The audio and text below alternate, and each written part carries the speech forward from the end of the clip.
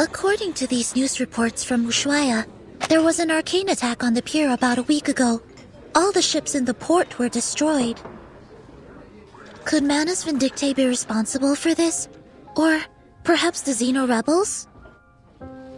Hard to say, but things have been suspiciously quiet these past few days.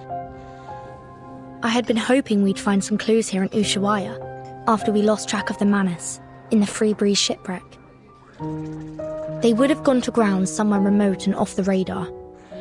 Indeed, it's possible they've already left Ushuaia. For whatever reason, it seems they haven't been pushing for the storm to happen quite as eagerly as before. I have a strange feeling about it all. They're definitely up to something. For now, it seems our new friend's story lines up with the intel from Moth. It seems the Xeno rebels really did bring Dr. Dorez here. We should see if there's anything more she can tell us. Timekeeper. The Foundation doesn't have any intelligence on Tierra del Fuego. If the Manus really are here, then we'll be on our own. The closest Foundation branch is in Buenos Aires, 3,200 kilometers away.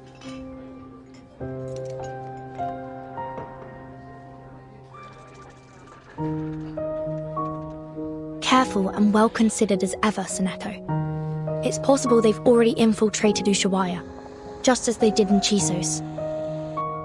But the Xeno rebels may still be holding Dorez. We can't just wait around. I'm afraid we'll have to take the risk. Ushuaia is not very big. If Manus Vindictae is here, we'll notice. Stay sharp.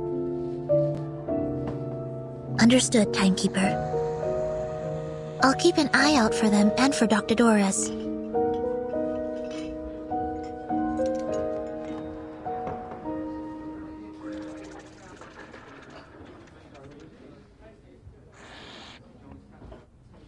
My friends, they're really gone. Adios, Recoleta. I don't think we'll meet again. So that's all I get?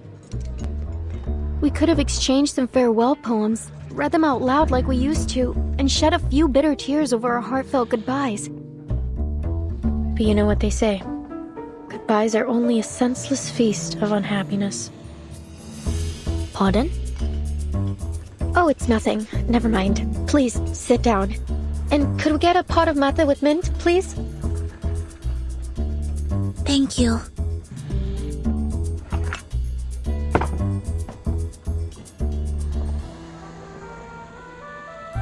So you're looking for Doris?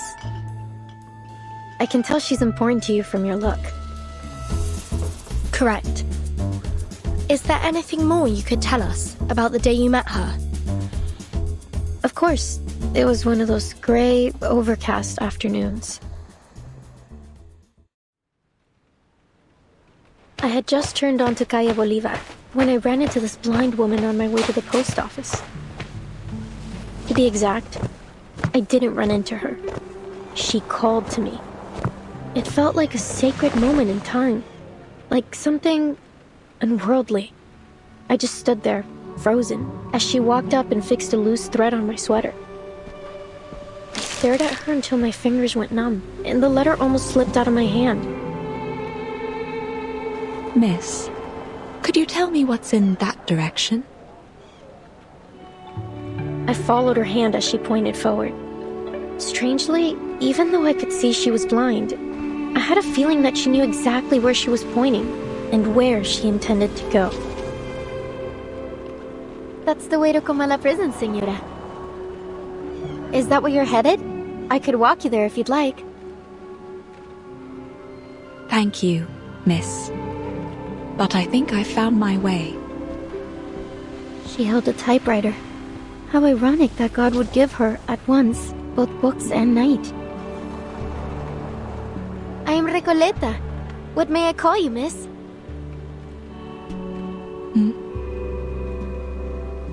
I hope you don't mind me asking, Señora. I didn't mean to pry. It's only that I have to know. You're a writer too, aren't you? I've been working on a novel and, for some reason, I have this feeling you could be a character in it. Forgive me. I'm just so excited. I really want to remember this moment. Please, may I have your name? Or whatever you'd like me to call you?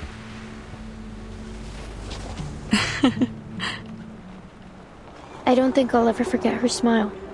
It was soft, kind, almost merciful. And oddly, it felt so ancient. No offense taken, Miss Recoleta. But first, I have a question for you. What does literature mean to you? Sorry? What a question it was. I wasn't expecting anything like it.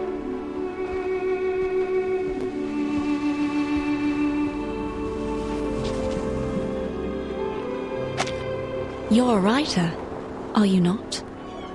And one I sense with purpose. Tell me, where does such powerful motivation come from? Actually, well, I'm not sure, Senora. I have my pursuits and questions, but literature is neither the goal nor the answer to them. Literature is, well, it's just literature. I suppose if I had to define it, I'd say it's a tool. A kindling for fire, or a lens to see through. A means to explore and raise questions from different angles and express our perspectives. And what an interesting perspective you've expressed. I see. But how does literature make you feel? As though I'm a kid looking through a kaleidoscope for the first time. Well, maybe that's not the best way to put it. Perhaps something a little more subtle. Just when I was looking for the right word, she turned away with a little wave, heading toward the prison, her feet crunching over the fine snow.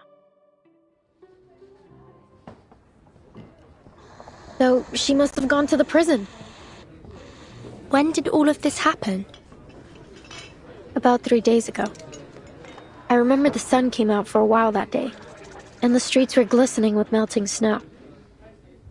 You've heard of Comala Prison, haven't you?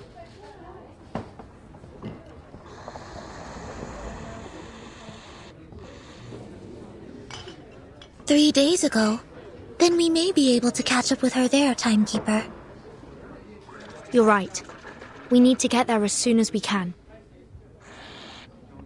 Whoa, amazing. So decisive, assertive, a true show of character. You must be the very archetype of a charismatic leader. What's left to say? Whenever the protagonist has what they want fall into their laps, we're all quick to complain about lazy writers using Deus Ex Machina to keep the story together. So let's not dwell on it.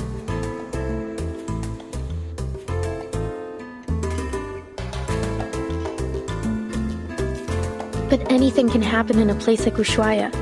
It's a city where the day may only last 4 hours, and the streets are full of exiled arcanists.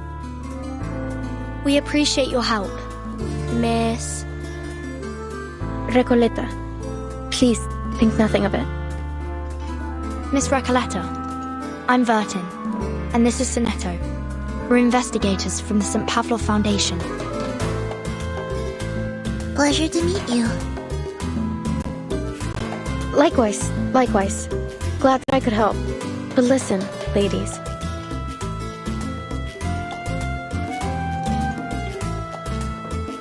Everything happens for a reason, and now it's becoming clear. You're going to Comala Prison, and so am I. Maybe it's fate that brought us together. What's your business there? If you don't mind our asking. Oh, it's a writer's mission.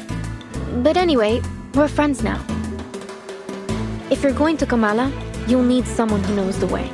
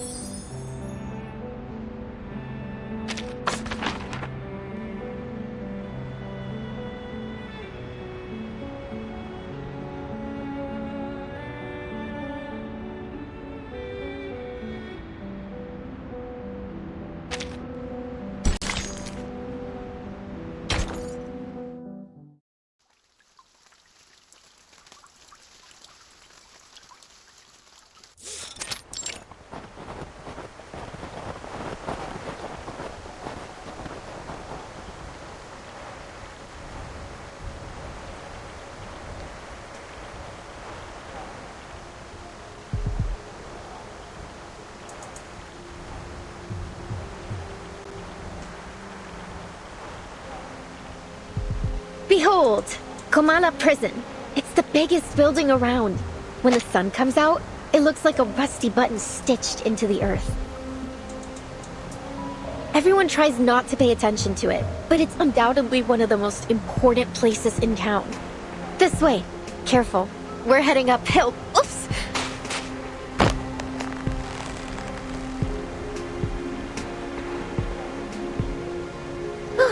Thanks. So, my new friends, you're from that St. Palominos? St. Pavlov Foundation. And Vertin is the timekeeper there. Ah, very impressive. Sounds all official and polished. Then, I take it you've already got away into the prison?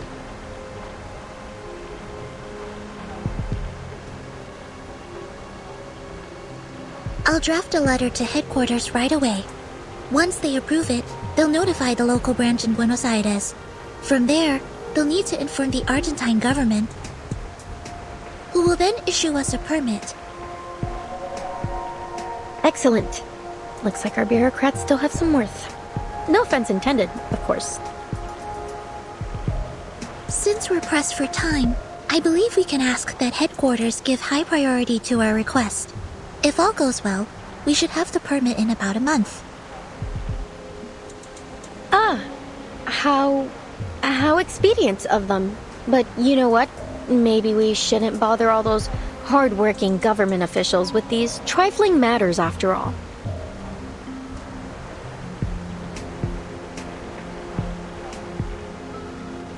I have a simpler solution that suits the urgency of our cause.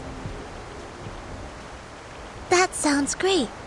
Oh, where are you going, Miss Recoleta?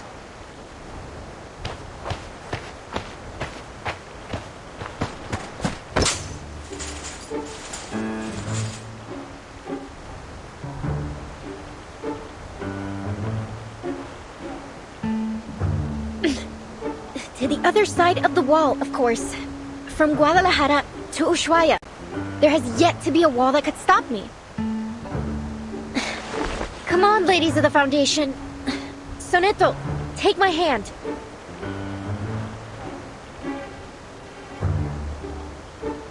Miss Recoleta, please.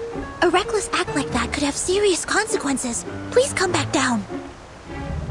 In fact, while the details of our mission are classified, I should warn you it may be dangerous, and we cannot guarantee your safety once we're inside.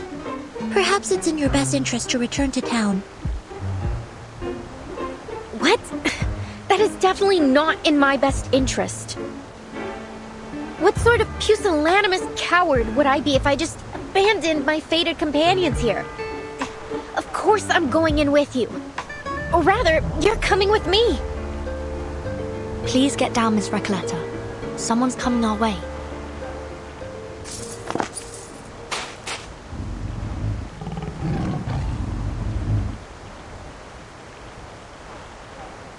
Stop right there. What do you think you're doing?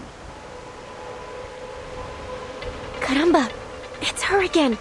The jailer of Komala. Did she say jailer or jaguar?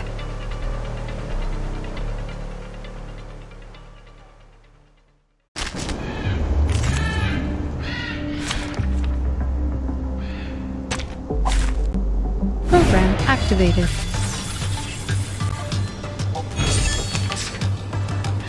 No. Perfectly understood. Splash in the water. Feel my dark embrace. Keep calm. I look forward to punishing you. Loading. Charging. Loading. The light that illuminates all. Target confirmed.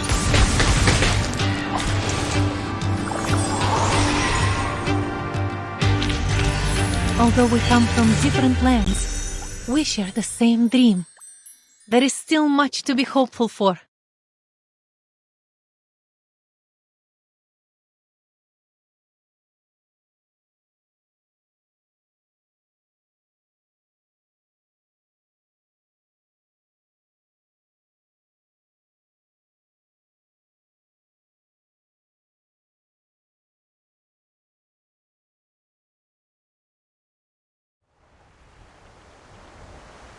Miss Recoleta, haven't I made myself clear? I don't want to see you here again.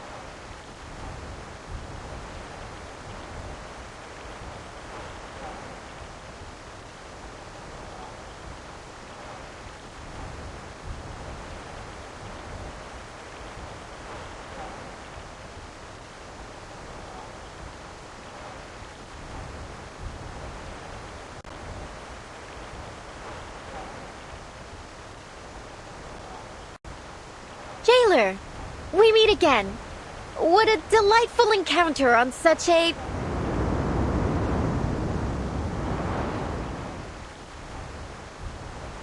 lovely day.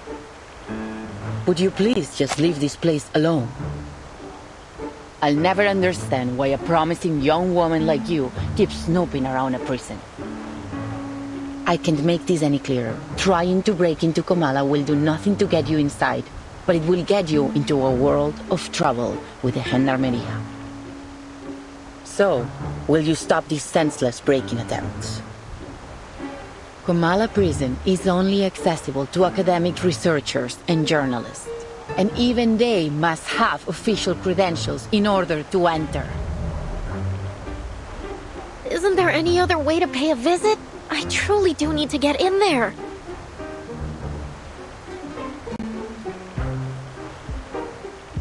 Sorry to interrupt, but did you just say official credentials? Yes, you heard me right. And you are? I'm the timekeeper of the St. Pavlov Foundation. My assistant and I are here to visit Kamala Prison on official orders from the Foundation. Here, this is my ID.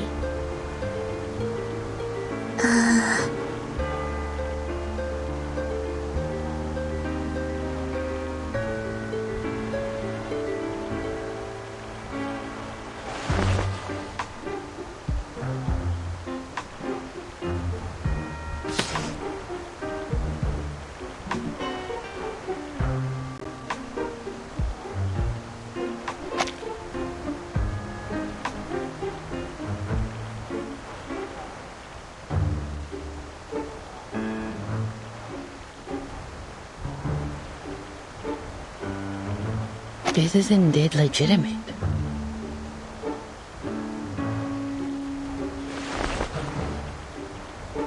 Welcome to Kamala Prison. Apologies for my earlier behavior. It's been a while since we've had any official visitors.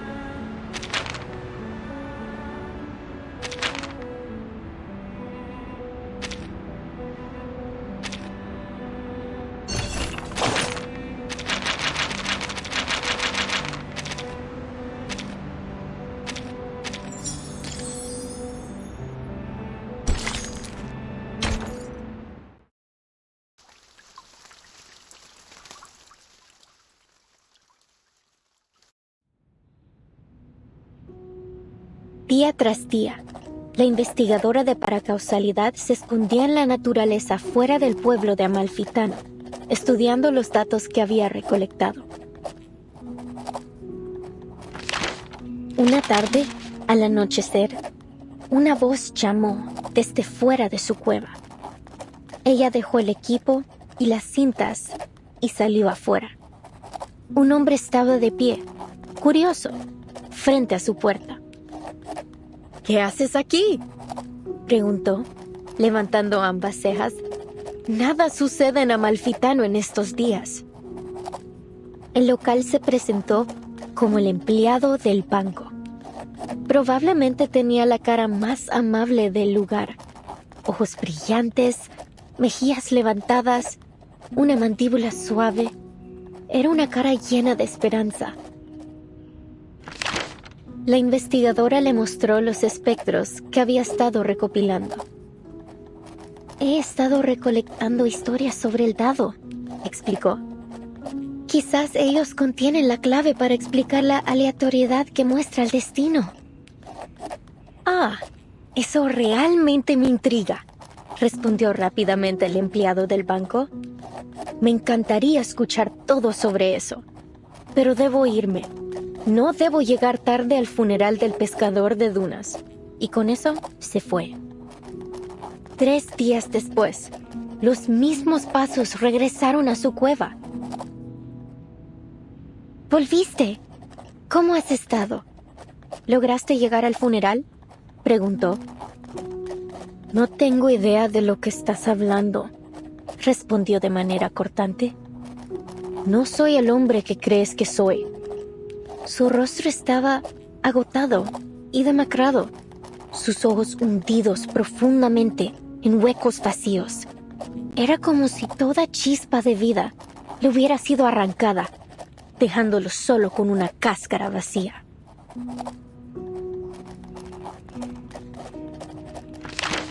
La investigadora insistió que no se había equivocado.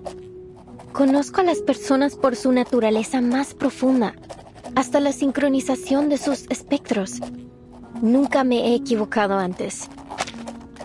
Lo que tú digas, el hombre murmuró de manera áspera. No entiendo nada de tus ideas tan elevadas. Solo déjame ir. Ha sido un largo día de pesca y lo único que quiero ahora es desplomarme en mi cama tambaleante. Se alejó con pasos que sonaban exactamente como los del empleado del banco.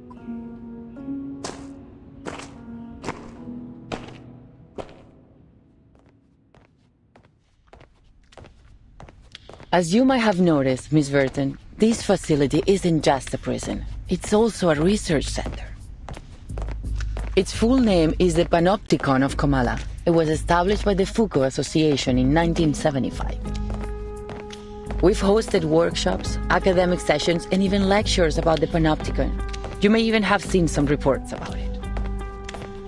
Experts of psychoanalysis and scholars from various fields have come here to exchange ideas and seek collaboration in their studies. In many ways, the Panopticon is unlike any other prison you've seen before. I see. No wonder Miss Recoleta has gone to such lengths to become a part of it. Actually, my assistant and I are here to inquire about a prisoner named Doris.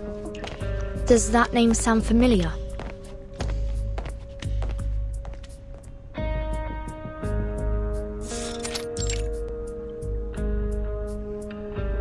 Not that I recall.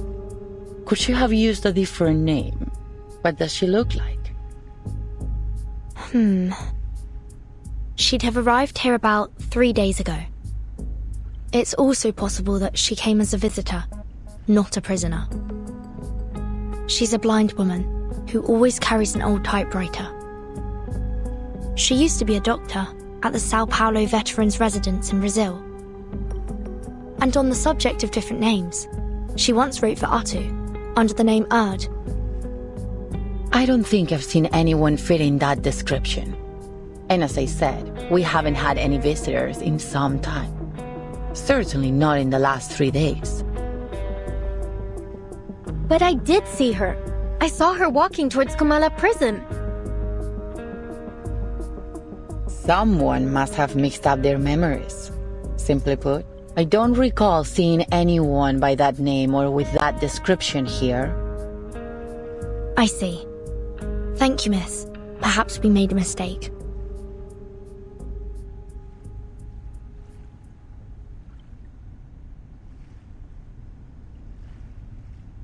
Miss Recoleta, you've gone to great lengths to get into the Panopticon. Would you mind telling us why? Finally! I've been waiting for you to ask. I'm here to find my pen pal in Comala. You have a pen pal? In here? Yes. 6 months ago, I went to a book exhibition in Guadalajara and came across the contact details of a few writers. I sent them my novel and asked for feedback. Looking back, it was a bit forward, but nothing unheard of between writers. A lot of friendships start through letters, you see. And Aleph wrote back.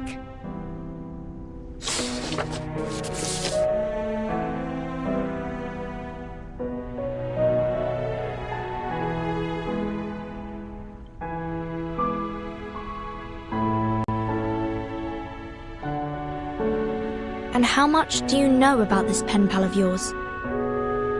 Oh, well, he calls himself Aleph, which is a grammatically masculine word, so... So you assume Aleph is a man?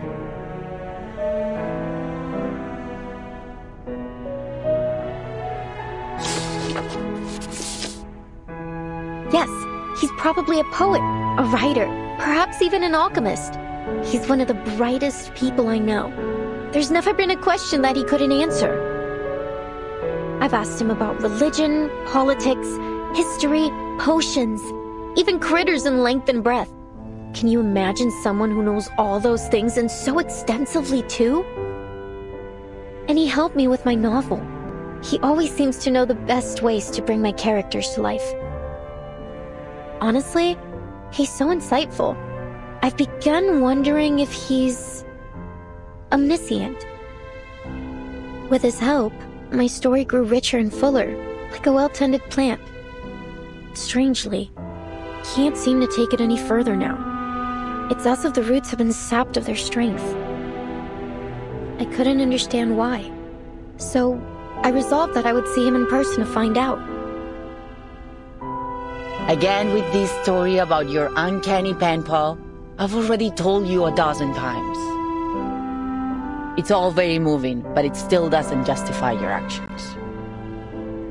Writers experience mental blocks all the time, yet you don't see them trying to break into a prison over it. She does have a point. Please, Burden, jailer, have a little mercy, will you? Hold on. I've been meaning to ask. Why are you only calling her jailer? Don't you know her name? Or do you just prefer addressing people by their occupation? Oh, about that.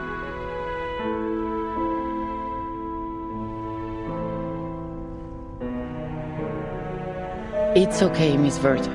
I don't mind being called by my job title. I take pride in what I do. I'm perfectly fine with just being the jailer. Exactly. A researcher is a researcher, and a jailer is a jailer. Titles and code names often tell us more about people than their ordinary given names, don't you think? Take Sonetto, for example. Your name comes from sonnets, doesn't it? That great poetic form from Italy. Some people mistakenly think Shakespeare invented it. Some say it was Petrarca, though no one really knows when the first sonnet was written. Sorry, I'm straying from my point. You're Italian, aren't you, Sonetto? Is that your real name or just a code name? Were your parents poets? As much as I'd like to be able to answer your question, I never knew my parents. My earliest memories were of the School of Primary Defense of Mankind. I've lived there since I was a small child.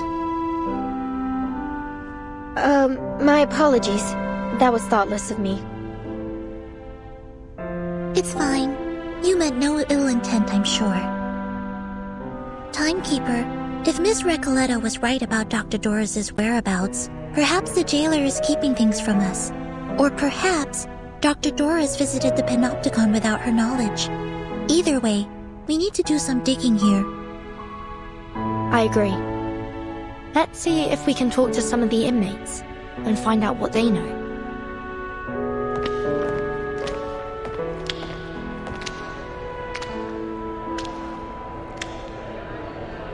Ladies, we're about to enter the main hall of the Panopticon. This is one of the places where the inmates spend their recreation time. At this hour, they are supposed to be in their cells. But what's all that noise?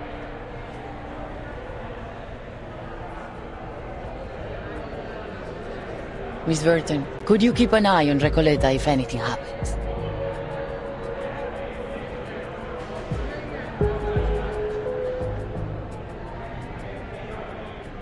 Certainly. What do you take me for? I'm not going to run away. That'd be a pretty cheesy way to start a story. Please, just stay close to me.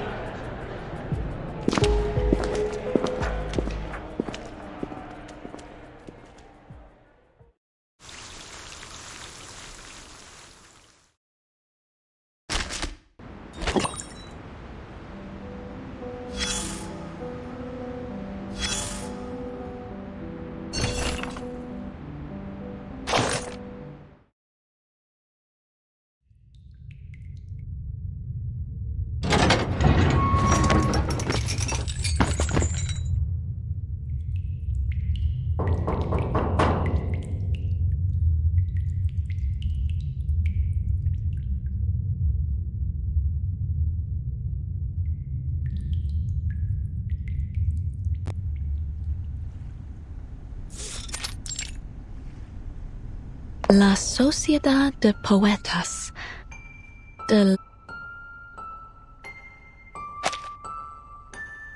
La Sociedad de Poetas de las Américas?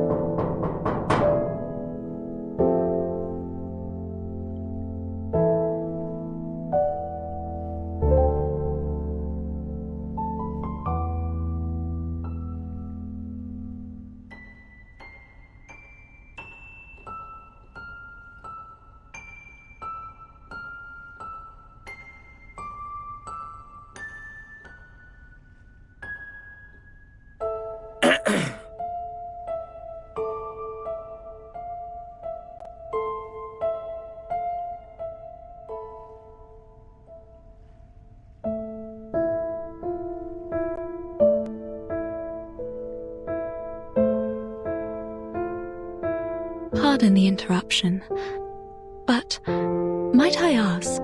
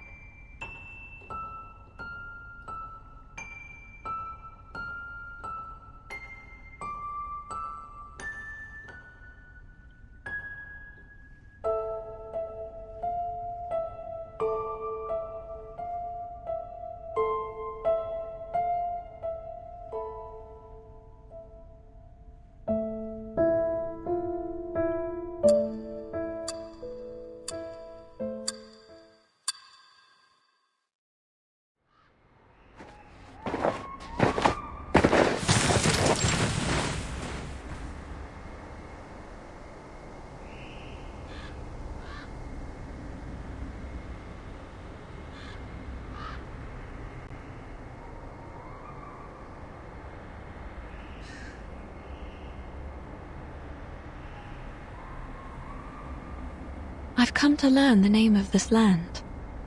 Ushuaia.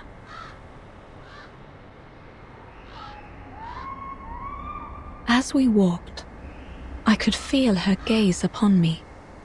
Steady, yet never intrusive.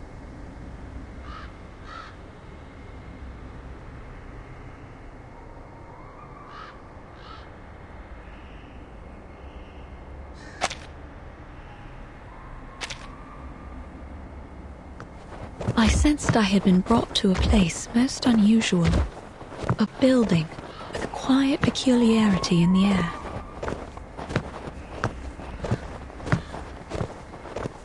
I suppose I must claim a little freedom for myself in this place.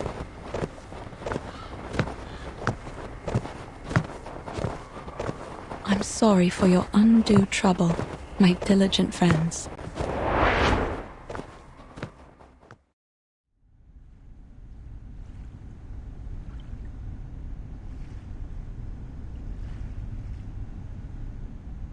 I'm here for a short visit, hoping to find some inspiration for my next story.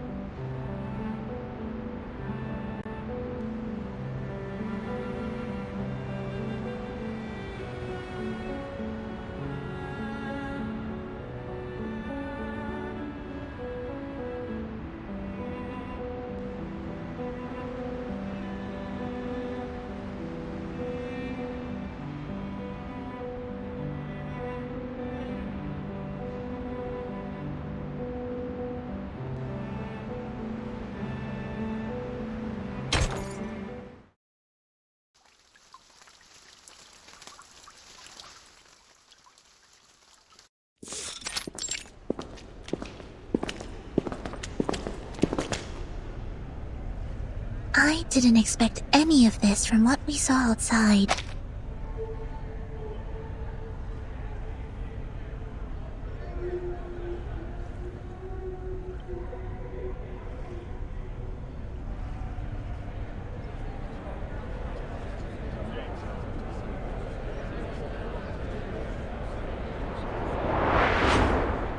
Oh, excuse me for a moment. I have duties that I must attend to.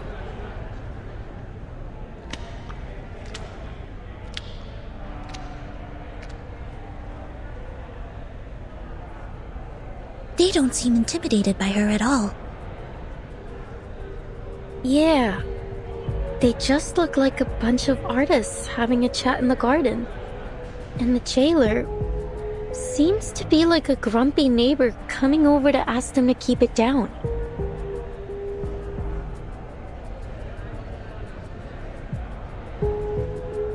Everyone, you know the rules. There are to be no after-hours gatherings here without the physician's approval.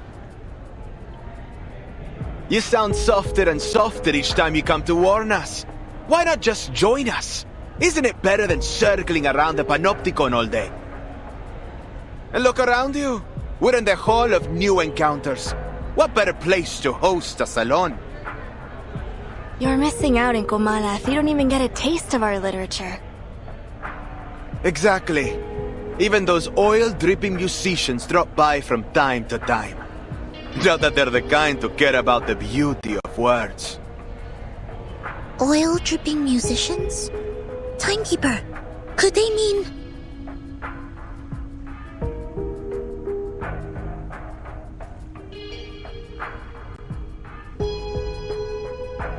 Quiet now, please. The Edile's salon is about to start.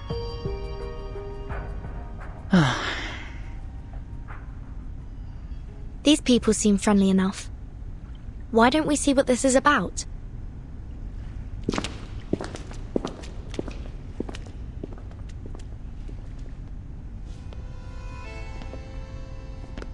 En desiertos, en estrellas, dentro de laberintos.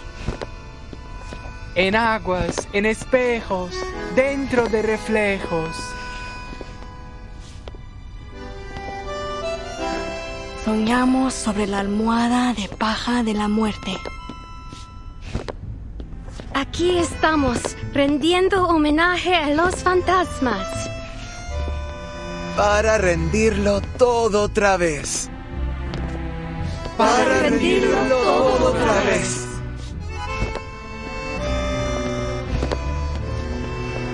My dear friends, we face a difficult truth.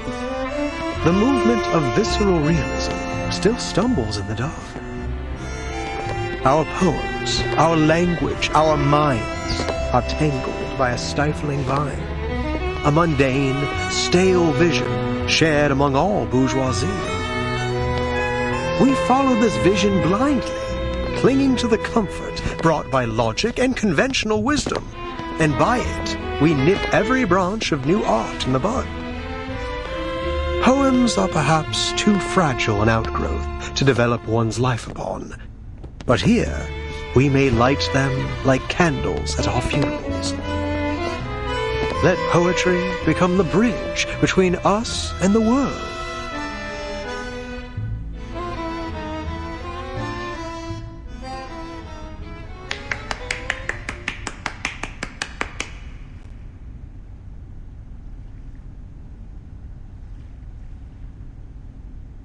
As we come back and forth over the boundaries of life and death, the old obstacles begin to take on a new look. With the eyes of poets, we may see behind them. You're a visceral realist. I can't be mistaken. You must be...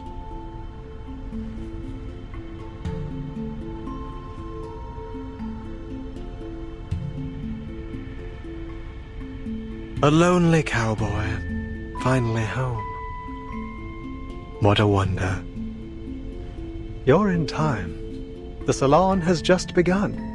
And La Sociedad de Poetas de las Americas isn't like those salons that care more about who's invited than the art. All are welcome here.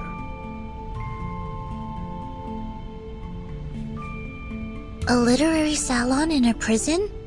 Though, so far it seems to have more dancing than poems. Did you understand what that man just said?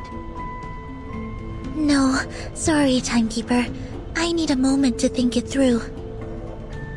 Don't worry, Sonato. I would guess we're not the only ones who are confused here. Miss Jailer, is this that peculiarity about Kamala you mentioned earlier?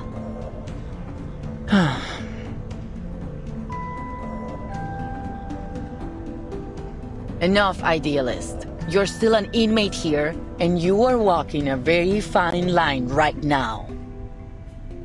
Oh, I'm quite aware of where I am and what lines I tread. This is a prison, the safest place for poets in this part of the continent. One cannot be arrested twice, after all.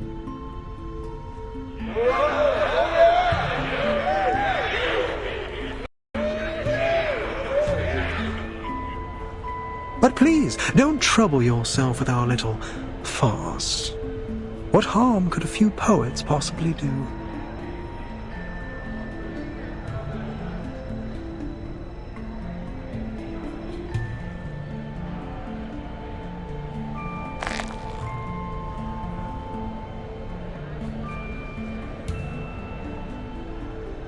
Senor Idealist, might I ask you something?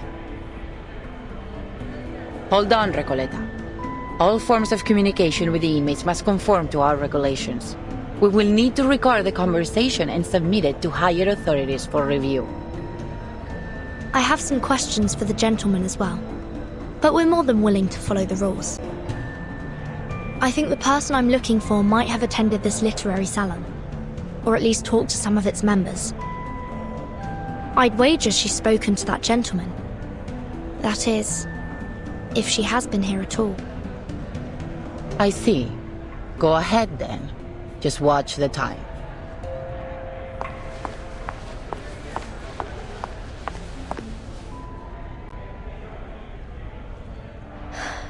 Are you Aleph?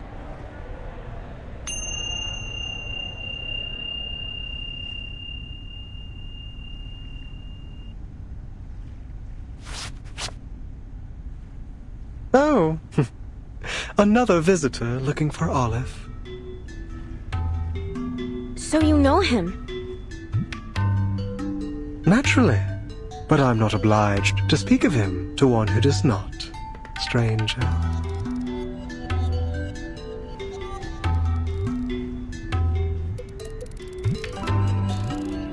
And you, young lady in the hat, are you here for Olive as well? What a lively day this is. No, I'm looking for a blind woman. Her name is Doris. Ah, yes, I remember. Her writing was impeccable, like an exquisite crocodile skin handbag in a shop window. Elegant, yet condescending. Do you know where she is now? I'm not able to keep track of every inmate here, miss. Perhaps you should ask those who have seen everything from above. Through the glass, where the scrutinizing eyes of power look down on us. Eyes?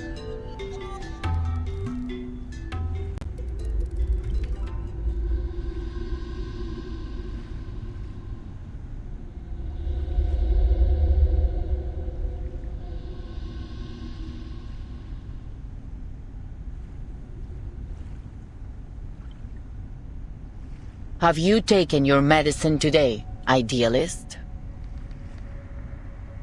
I'm feeling marvelous. Today I require no help from them. I've warned you. It's unwise to act against the physician's orders. Act against him? No one may act against him here. The physician must have misunderstood us.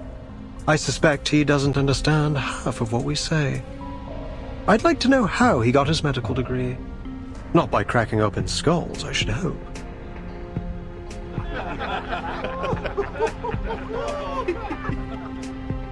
What a pity, jailer. You know, I've always believed you had the soul of a poet. just like us. We've already spoken enough rebellious thoughts outside of Komala. How else do you think we ended up in your nut house? We've been here far too long. Long after the junta was removed from office. After our home became a deserted wasteland in the aftermath of the Latin American boom. What are you getting at? That power is boring, meaningless. Nothing holds on to power forever. And the one true connection we have to life is poetry. See, Jailer? Even an outsider understands our ideas better than you. It's time to open your eyes to reality. La Sociedad is the only way for us to feel truly alive in here, beneath the gaze of those prying, ever-vigilant eyes. Idealist, last warning. Stop this now. Fine, fine. All right, compañeros. Sadly, the salon must come to an end, as our jailer insists.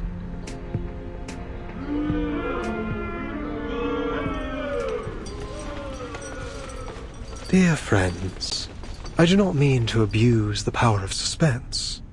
I sincerely invite you to come with me to the heart of La Sociedad de Poetas de las Americas. Perhaps you'll find the person you look for there.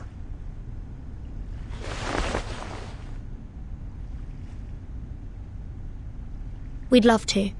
Only if that's okay with you, Miss Jailer. I suppose that's all right.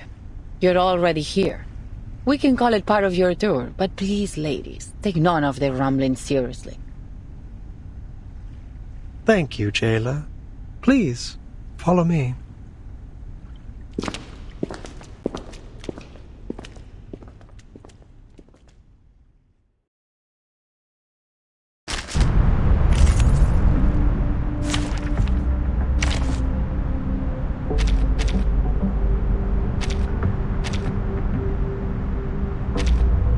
Bravo! A gloriously silly and thrilling act of improvisation. So many people here. Feels like trade season again. Stay behind me. I'll keep us safe. Wait, this isn't the way to the gallery. It isn't the usual way. It's a shortcut. We call it the Reptilian Complex and Primal Hunger route. Much faster than the limbic system and postmodern anxiety route, let me tell you. But this passageway has long been abandoned, and entry is prohibited. It's extremely dangerous too. Relax, Jailer. No one, not even you, knows this prison better than I. But, Timekeeper, I think we've just gone in a circle. This car's perfect. Stay back, I say. Please, allow me. Oh, look! Loading. Feel my dark embrace. You are not welcome here.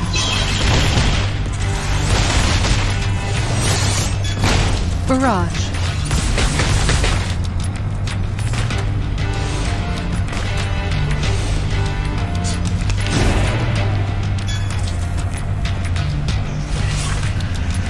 Charging. Loading.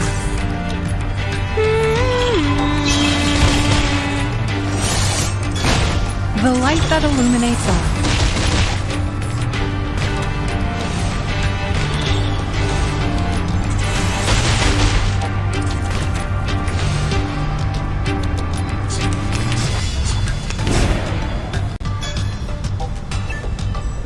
Oh, look. Charging. Flee, mortals! Oh, be careful. Aim and shoot.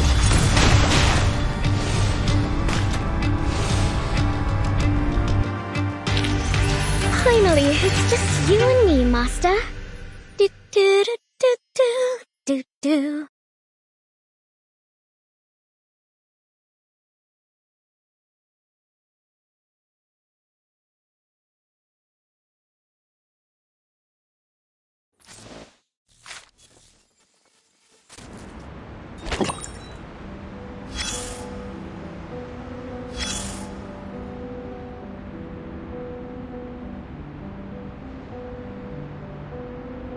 Let's take a step back.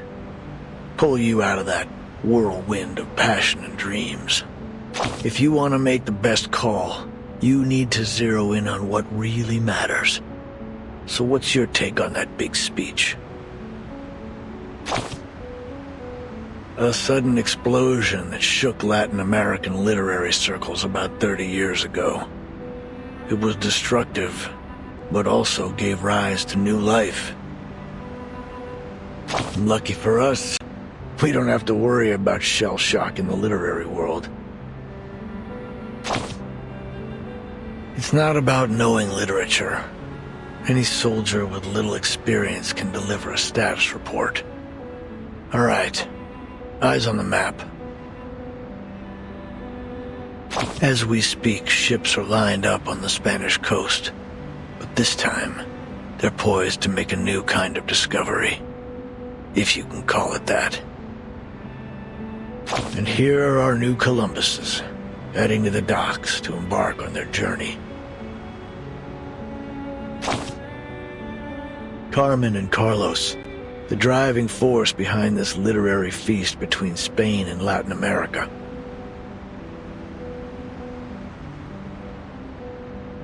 Carmen, with an eye for opportunity and a mind for business, sought out the continent's literary gems and secured generous publishing deals for them.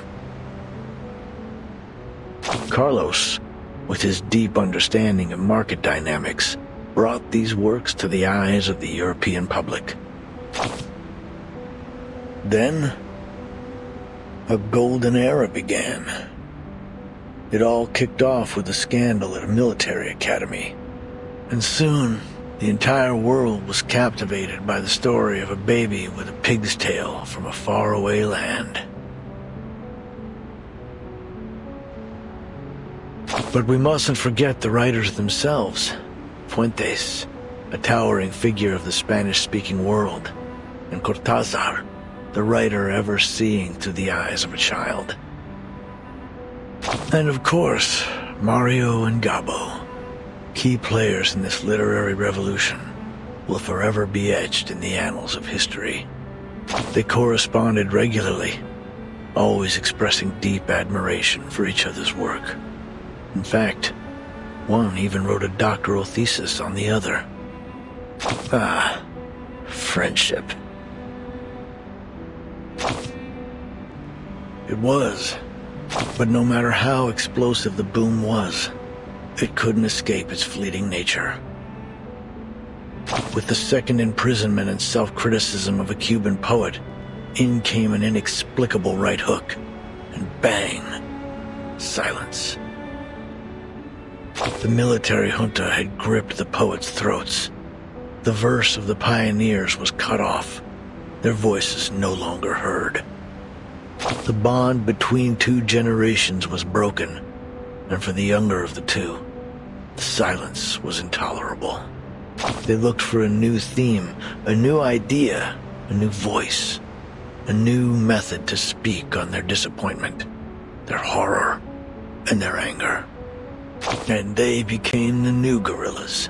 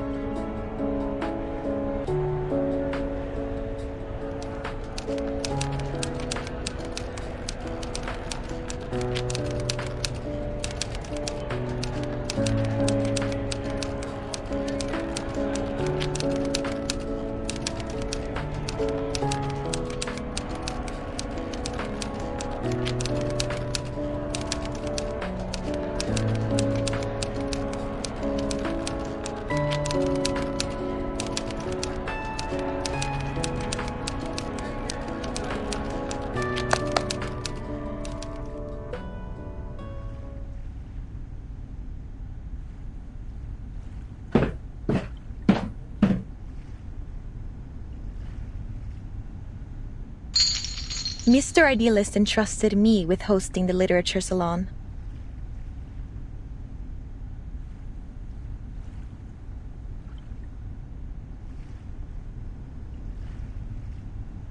Fiction's duality in reflecting reality and the self.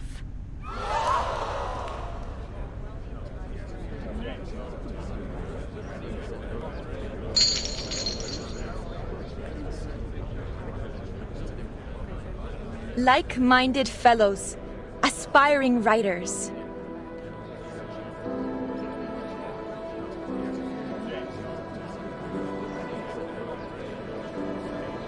Literature's been shoved aside in the world of art.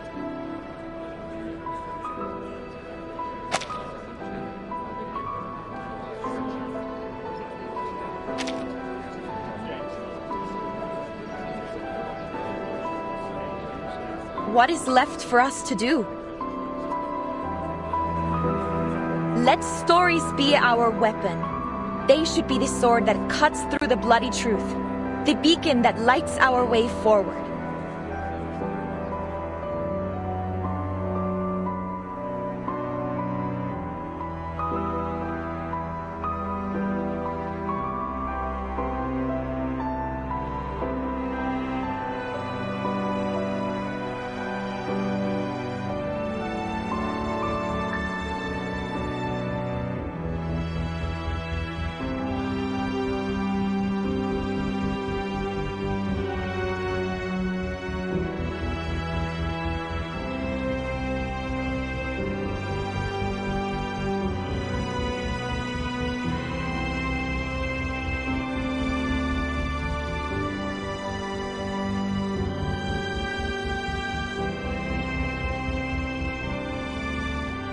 Hey!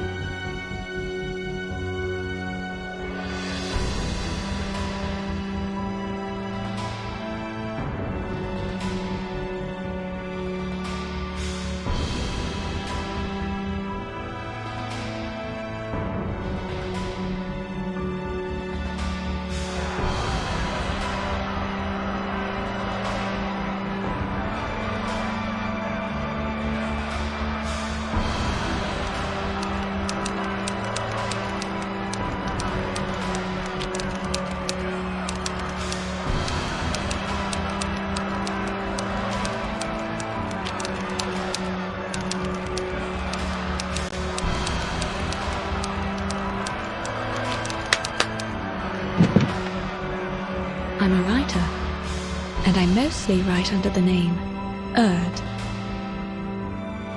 Erd? Have you written for Atu? Are you the Erd in Atu?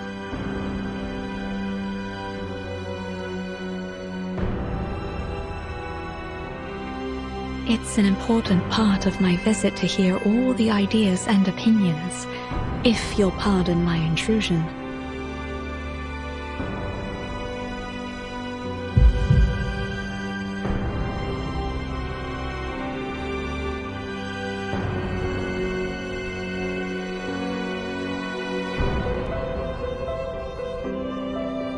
In these restless times, literature has been overlooked, forgotten, pushed to the edges of the world, much like Ushuaia.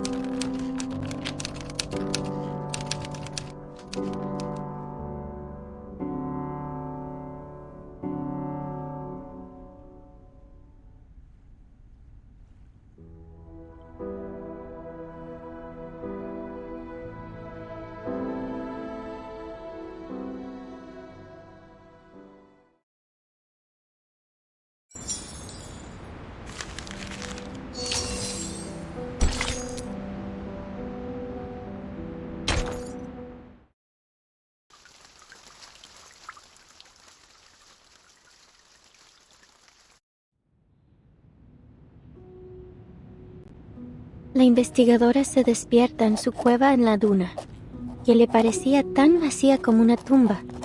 Era poco antes del amanecer. Montones de cintas habían ocupado su espacio vital, apilándose una y otra vez. Cada uno de estos carretes giratorios hablaba de historias sobre esa cabaña con techo azul.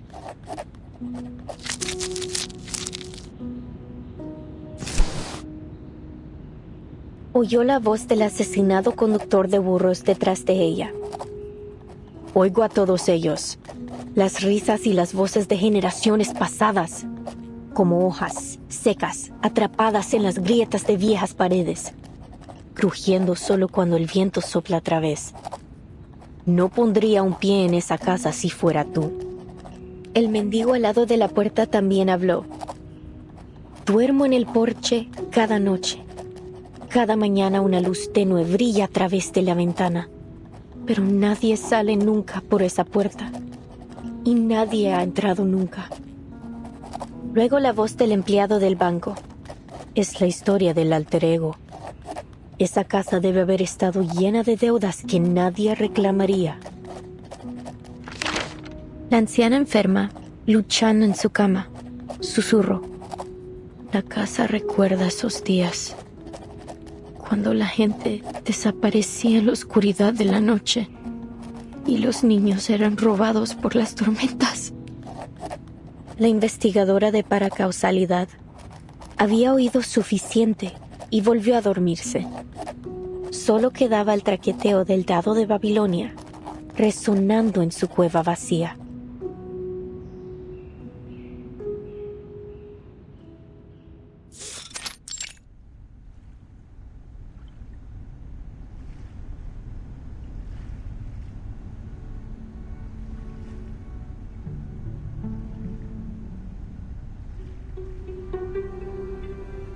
I've always wanted to use the element of fantasy to better establish our theme.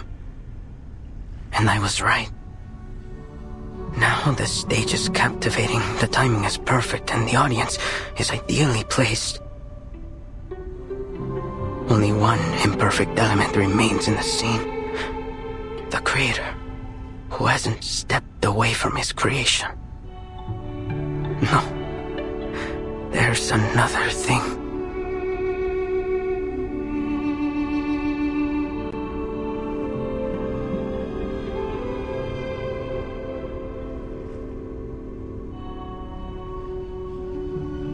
Can you even tell any difference between today's setup and yesterday's? Seriously, Roberta? That's a rude question. Well, what's the difference then?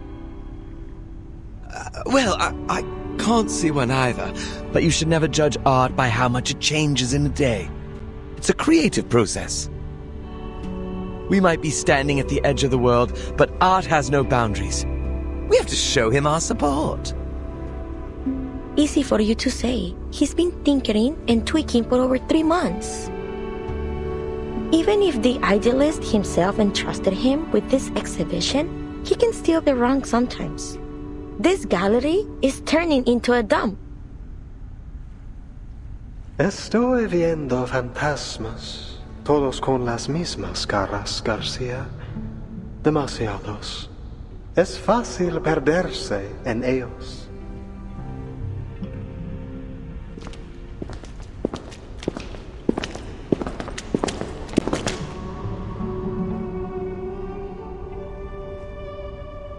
Idealist, you're back. Are these new recruits for La Sociedad? You must have had a very successful day. It is good to see you, Garcia. How has your vision progressed today? First a salon, and now an art gallery. Is this really a prison?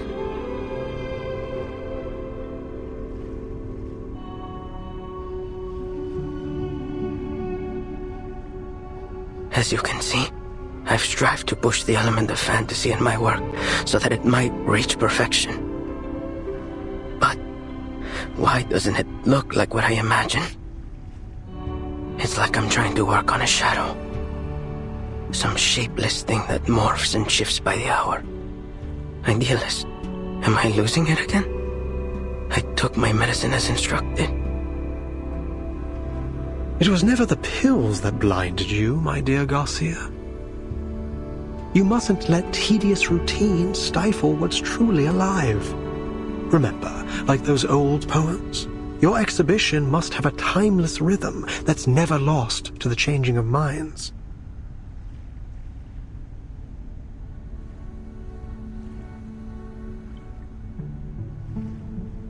Sorry, maybe I'm just not getting it. Look out. There's your answer.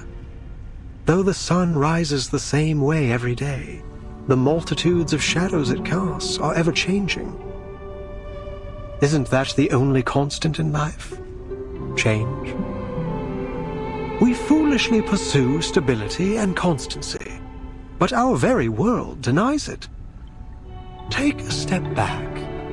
Take several, and see the truth for yourself, lest you too become lost among the shifting shadows. I get it now. It's the changing light that makes the exhibit seem different from what I expected. I shouldn't waste my time on freezing things in one perfect moment. Instead, I need to embrace change as it comes. I don't know how to thank you. I won't let you down. I must complete this exhibition. Complete my alter ego.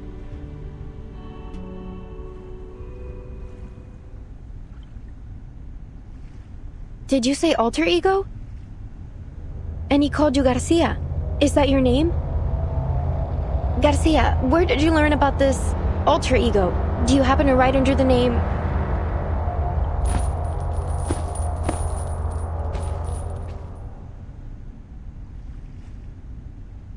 Please, Recoleta, give our artist some space.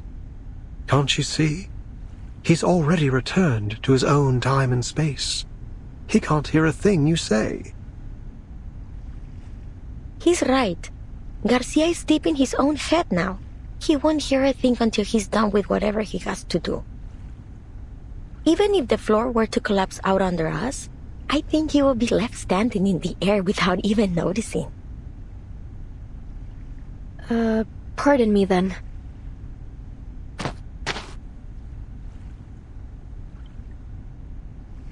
All right, my dear guests, please forgive my late introduction. Welcome to the Gallery of Bewilderment. Thank you for inviting me here, Mr. Idealist.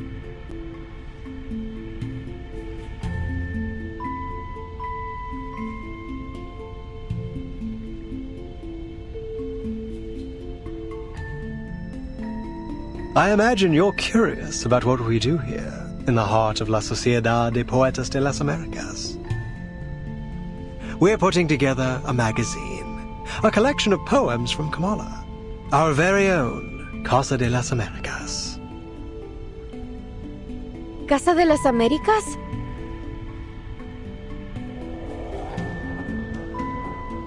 Exactly. Named after its great predecessor. You're a fine mind indeed. At this very moment, all our compañeros are working on it. Garcia's exhibition, Alter Ego, is centered around the birth of this magazine. And here, you can see the signatures from all the poets involved, along with a few words they've written for it. Reading it is like looking into the soul of our society.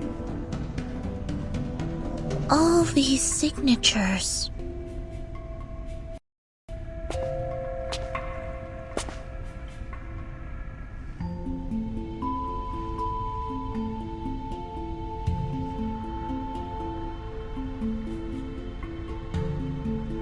Timekeeper, here!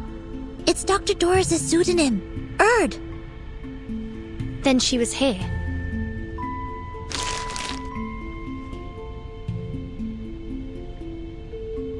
Precisely.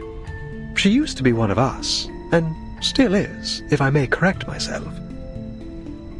You can ask around here. Maybe some of our members know where she went. Don't we all miss the familiar faces of old friends? I'm sure they'll do everything they can to help you find yours.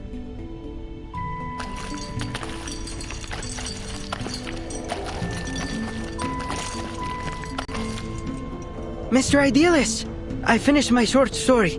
It's called Weightlessness. It drifts around the subject like a sheep floating in space. The readers can start anywhere in the story, or read it in any order they like. And please take a look at my piece Off Limits! Every word that has been forbidden is either erased or replaced with symbols. It's a one-of-a-kind, jarring experience! And I finished a new paragraph. Just wrote it today.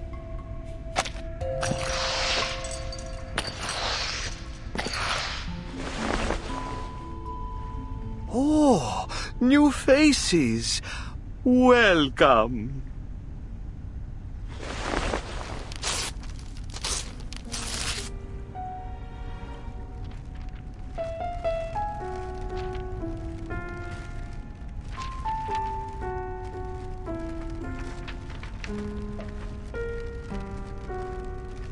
Idealist, did he just... This is the writer for the prologue of our magazine.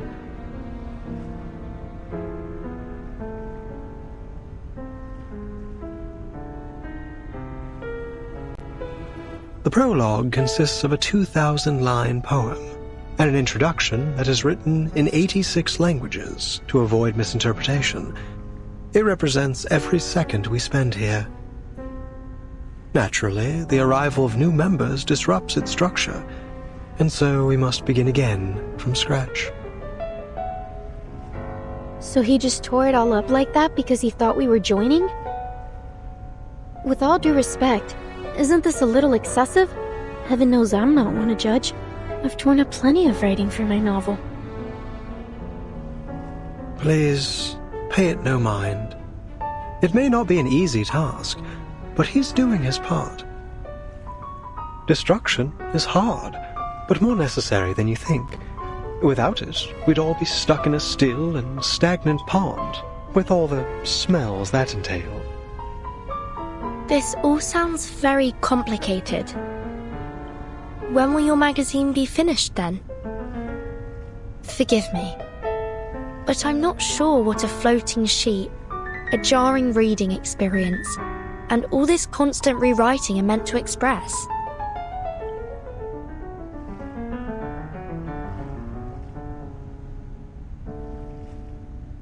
As I've said, Komala isn't like any other prison. Miss Jailer, do you mean... This place also serves as a research center. And the prisoners here, for all they claim, are not just poets. They are arcanist criminals, and each one of them has been diagnosed as mentally ill.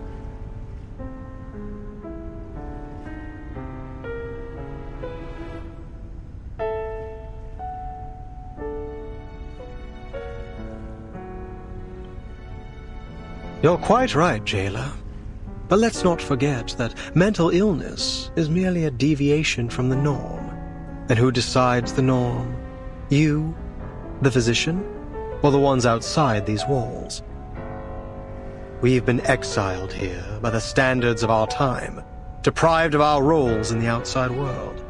So please, as we agreed before, I ask you not to interfere with the affairs of La Sociedad. These people are visitors, not your new recruits. But should we not hear their thoughts first?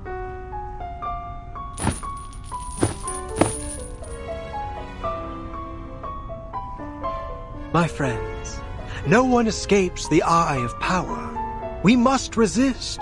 Stand with us. Pick up your pen and take poetry as your shield before it is too late. Idealist, I admire your fight, but I came here with a different goal.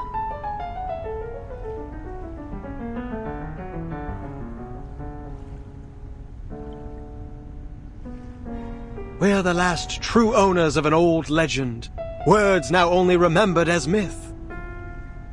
We must stay on the path of literature, until I find that transcendental solution. To invent an idiom that is generic, all-encompassing, yet precise. My poem will be written in this language, leaving no room for doubt or misinterpretation. How blessed is a man with infallible memory. He holds the finer details of each object within him, more vivid than anyone else. In the end, he'll have all the answers, if time allows him.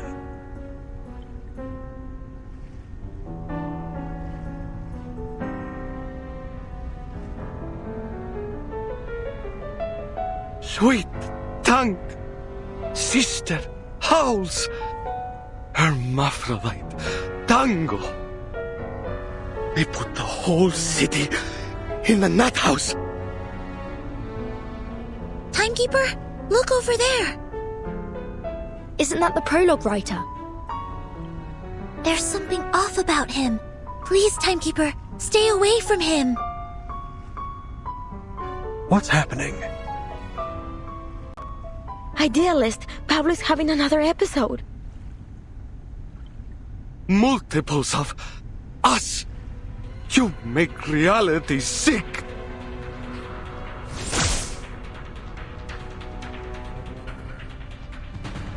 I could use your help, ladies.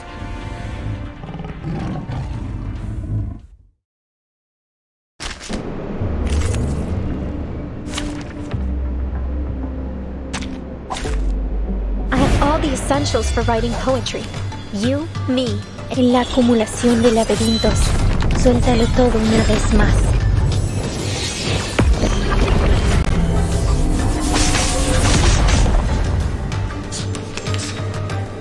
Oh, look! Todos más allá. Perfectly understood.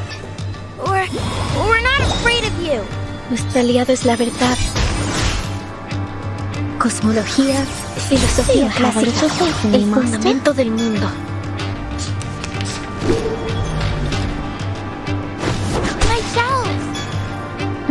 En todos los momentos. This car's loading. Please, mortal! Do I have to do this?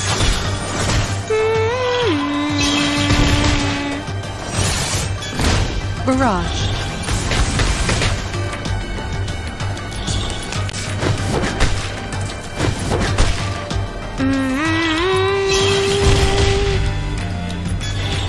Más allá en todo. Charging.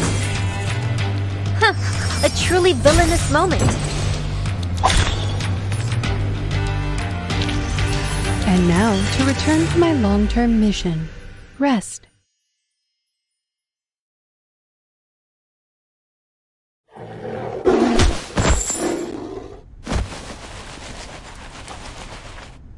Poor soul. I'll bring him to bed. Well done, ladies. Aren't you full of surprises?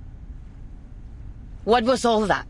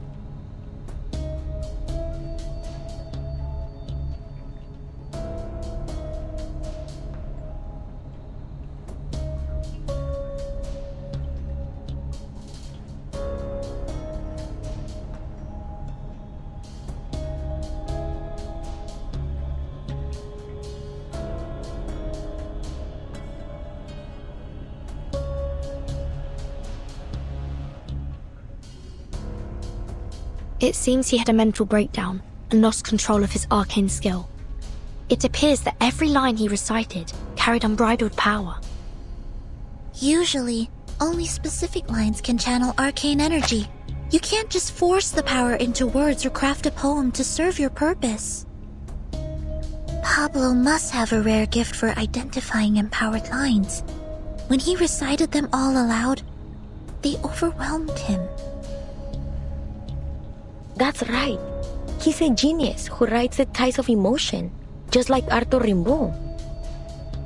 We always keep a close eye on him to make sure he doesn't recite anything while reading or writing.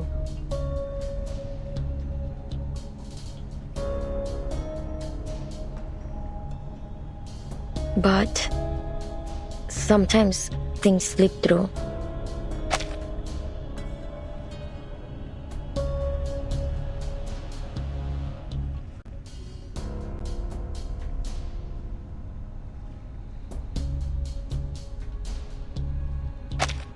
You must understand how difficult it is for a poet to never taste the words on his own lips. So then, this isn't the first time, and you're all fully aware of it. Do I understand you right? Did you just admit that you've been hiding an inmate with a dangerous condition from us? According to the safety regulations for the Panopticon of Kamala, he must be sent to the physician for immediate treatment.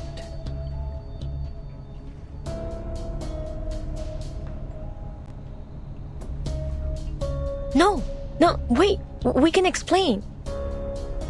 He's doing fine. We know how to help him. This was just an accident.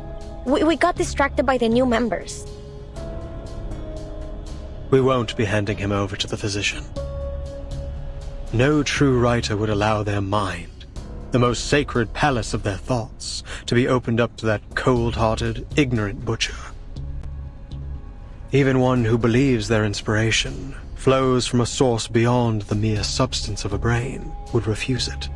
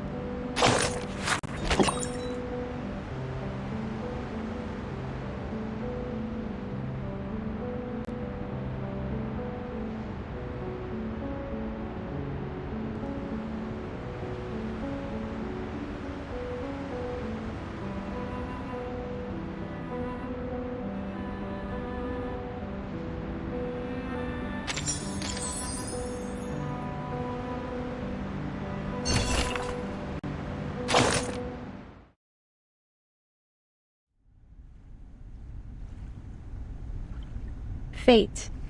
Yes. It looms over us, yet each of us may hold the power to steer its course.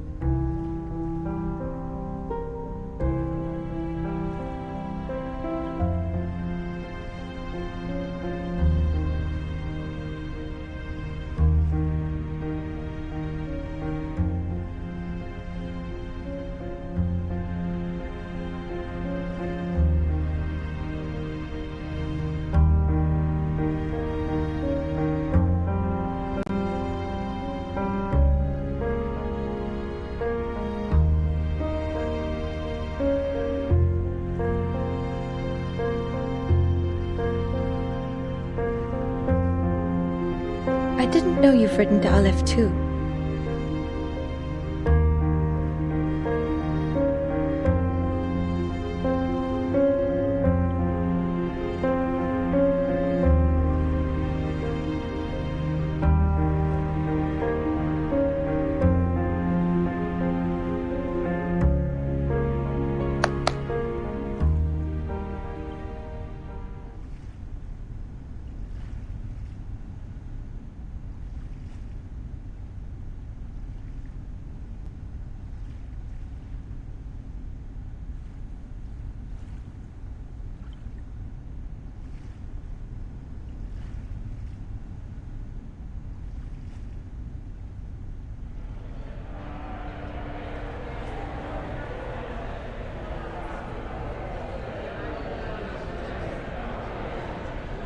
Aleph.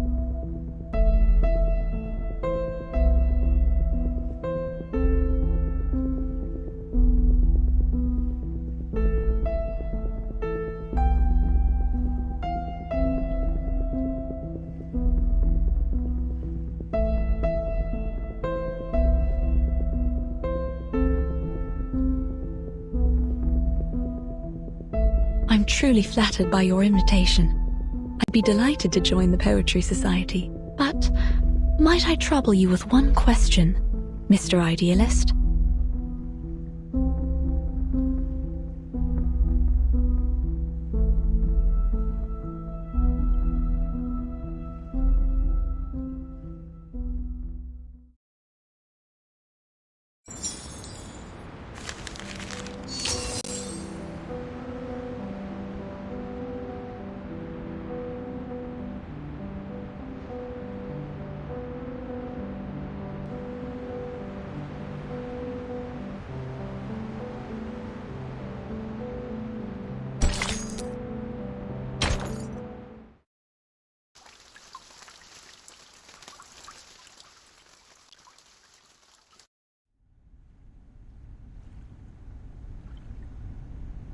This is a serious violation of the rules. I'll have to report this to the physician, and all of your treatments will need to be reassessed. Until a new treatment plan is in place, all members of La Sociedad are confined to their cells without any of their usual privileges.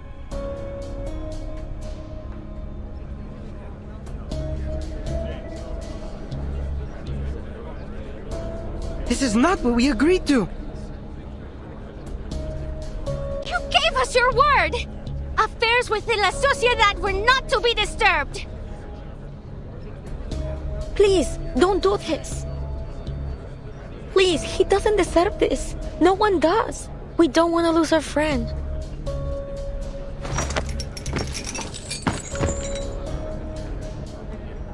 Please, Senora. swear it won't happen again.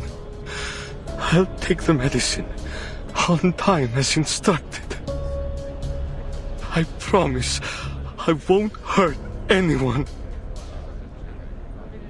I'm sorry, Mr. Pablo, but rules are rules. Before you take this poor man from his friends, may I ask you something? Do you know where these inmates go after they see the physician? My duty is to keep order here. What happens beyond these walls is not my concern. Perhaps they've recovered from the physician's treatment and were returned to society.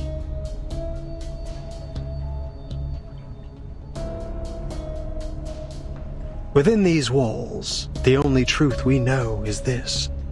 No one returns from the clinic of the physician of Kamala. Are you certain this treatment they received is really a cure? Pablo is harmless. He's just a writer who has a talent for finding words in poems. That's all. Please, let him stay. We'll look after him. He can have our share of the medicine. We'll keep him in check. But this doesn't conform to our regulations.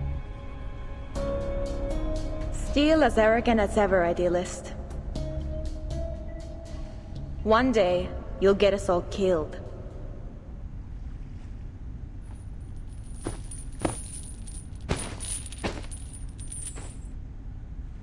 Oh, it's you. I'm glad to see you here. Who is that? That's Octavia, one of our model inmates. She's been a great help in the past. If you're interested in prison literature, I'd suggest talking to her instead of the idealist. So, she's a writer too?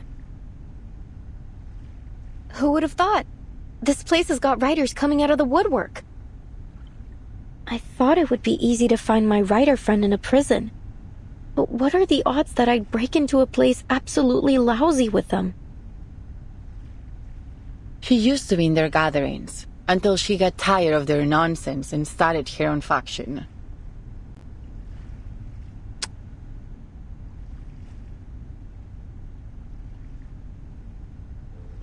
What are you doing here, Octavia? Haven't you heard? The era of chieftains, ghosts, and plantation stories is over. Visceral realism is the future. And has this brilliant visceral realism helped you finish any of these poems? What a waste of time. I'm not interested in your movement or arguing with you. I just walked by and happened to witness another episode of your brutal arrogance. And I'm not about to just stand aside and watch you repeat your mistakes. I'm taking Pablo to the physician. Care to lend a hand, Miss Jailer? We agreed to mind our own business. Are you breaking our agreement? No one will be allowed to erase a word from our poems.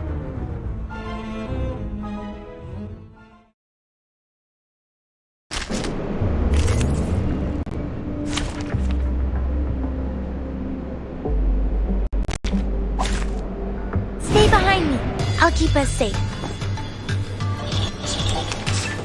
Haven't you let your ego cause enough trouble, idealist? Better that than siding with the devil like you. Enough. This pointless arguing ends now. Oh, look! We stand together. Feel my dark embrace. Please, allow me. Shell damaged. Shell damaged. This Cart loading. Charging. You are not welcome here.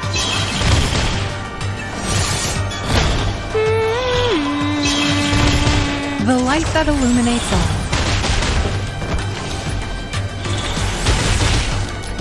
Aim and shoot.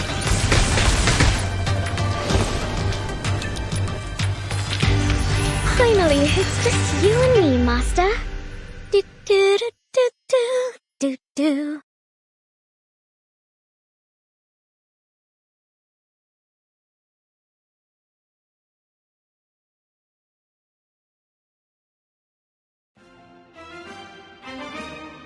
Stand down, both of you.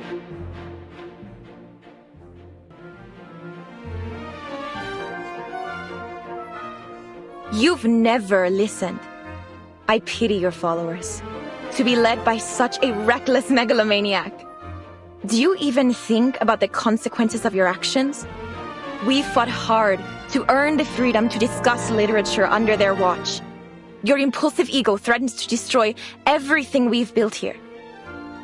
Spare me the lecture, Octavia. We don't need permission to do as we please. You're just another puppet of power, kneeling to the eyes behind those glass walls. They've trained you to believe it was your own decision, to be good and conform. Who could have done a better job? When I look at you, all I see is a sheep, docile and obedient, just the way the tower wants. What kind of work could someone like you create?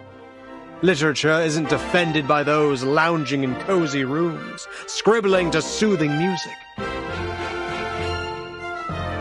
Have you looked in a mirror, idealist? You've become a pathetic windmill-tilting fool, a monster tearing down everything around you.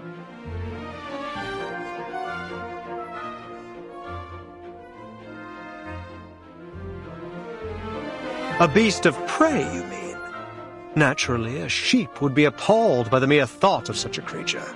A fearful sheep caught in a vine, confusing the blade that would set it free with the jaws of a lion. Such a master of metaphor.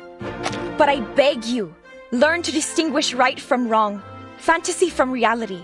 Only then can you truly lead our people toward what's right. Distinguish right from wrong. Don't make me laugh. Is that the limit of your vision? You...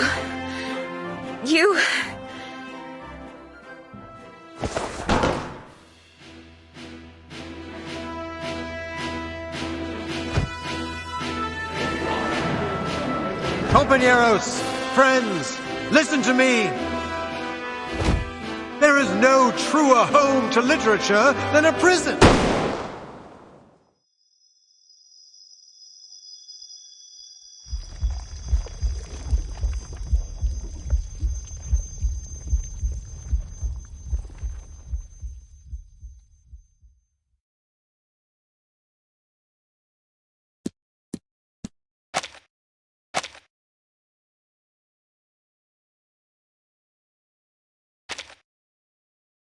No!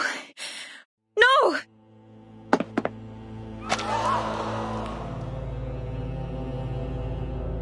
Who did this? Hands behind your head and drop to your knees, all of you, now! This is your last warning.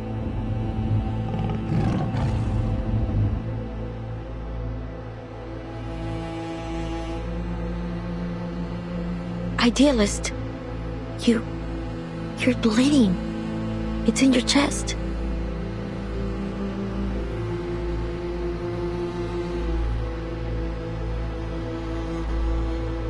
You must. Yes. Idealist?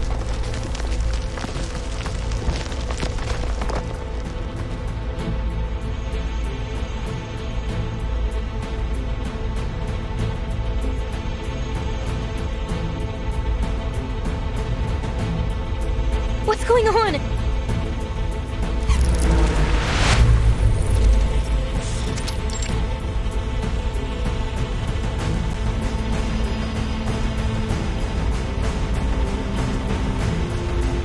Was he shot? Where did the bullet come from? Miss Jailer and you ladies over there, come give me a hand. We need to get him to the physician.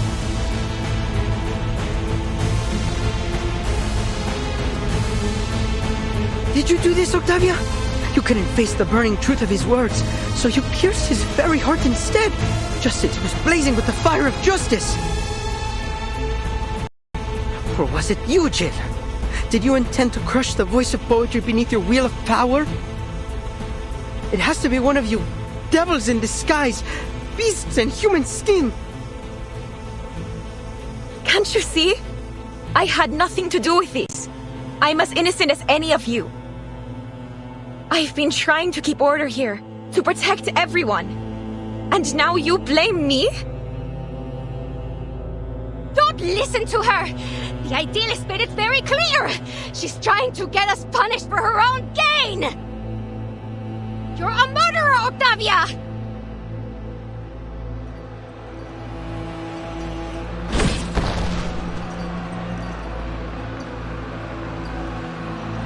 This is mad. You're accusing me without proof. It wasn't me.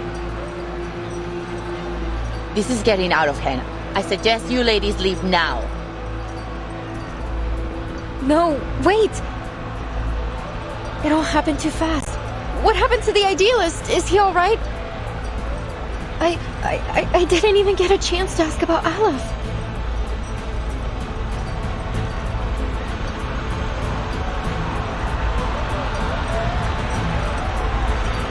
I agree with the jailer. Timekeeper, Miss Recoleta, let's get out of here.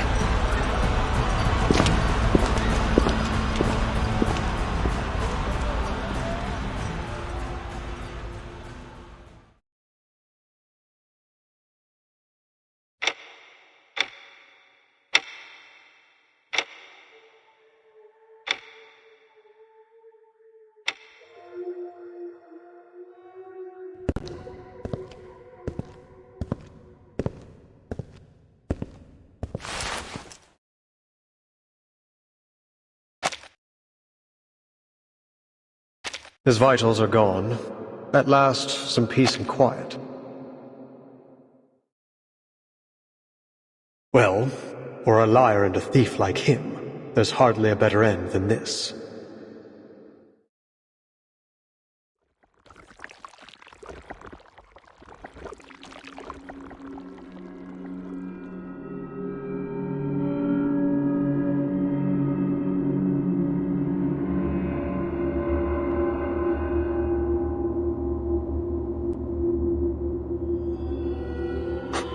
Just as I thought. You had it all along.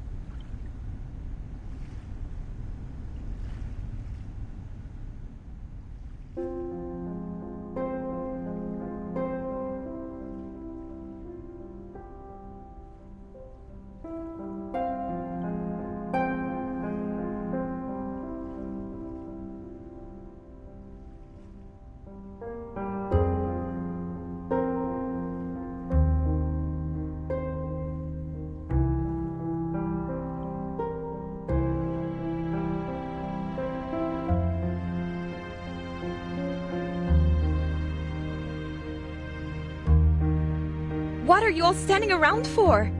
Can't you see Julio's hurting himself?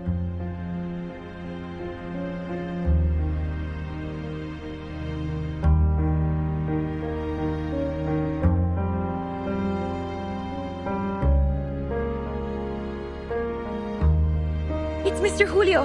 He's hurt. Bleeding.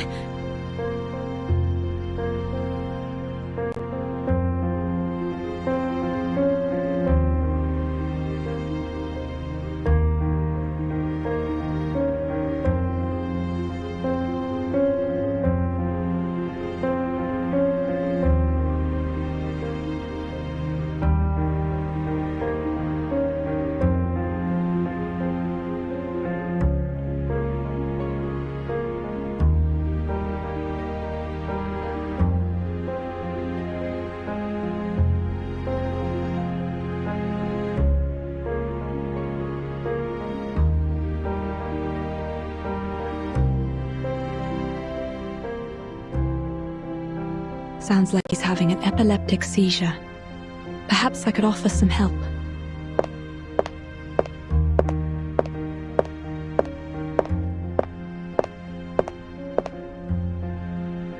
Please, Miss Octavia, help me so I can help him.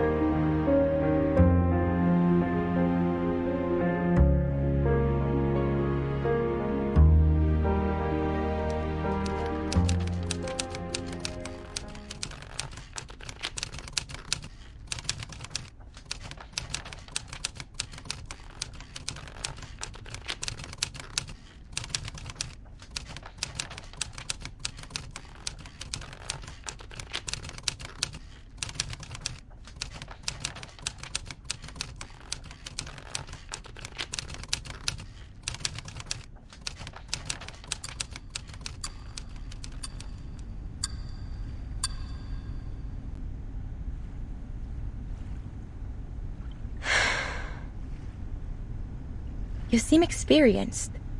Was it a major part of your responsibilities in São Paulo?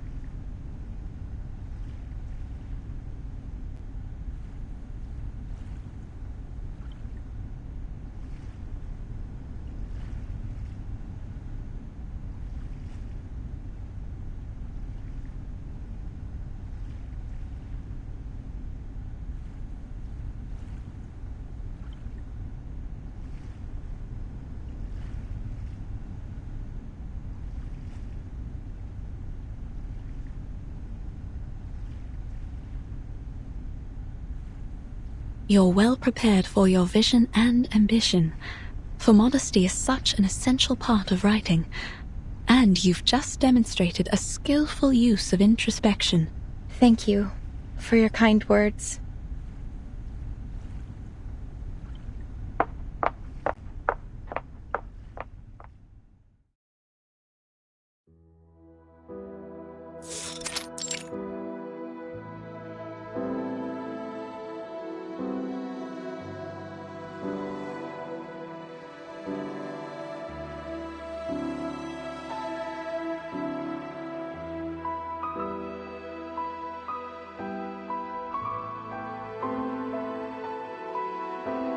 It was foolish to think that ideas alone could ease people's pain.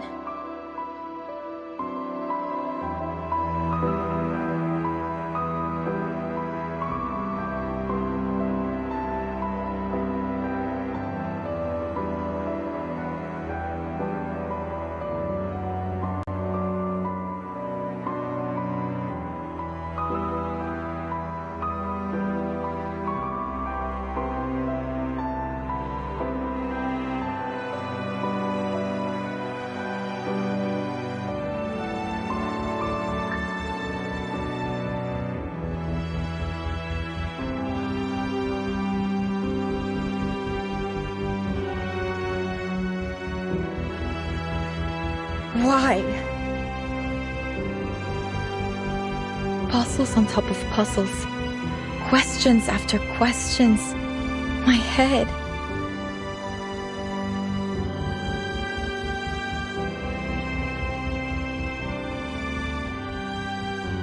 I can't do this anymore.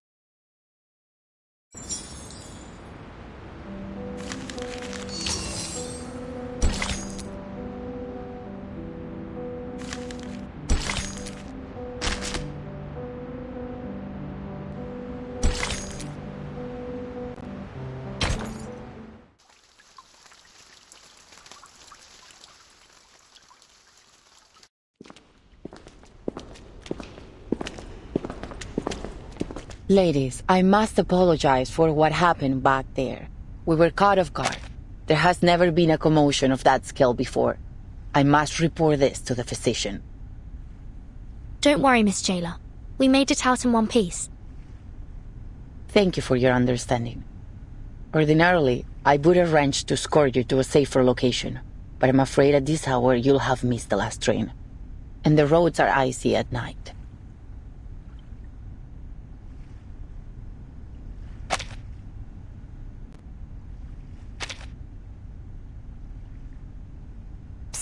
Vernon, we can't leave like this.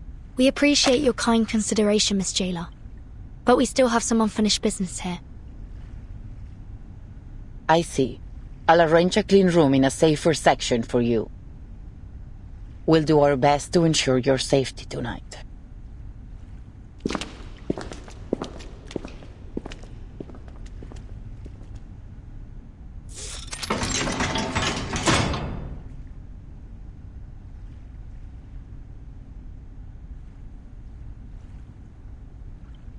They actually found us a spare room. Bleak, quiet, and somber. It's a cell like all the others. Don't worry. This isn't the first time we've ended up on the wrong side of the bars. At least this time we're just here for the night, not a full sentence.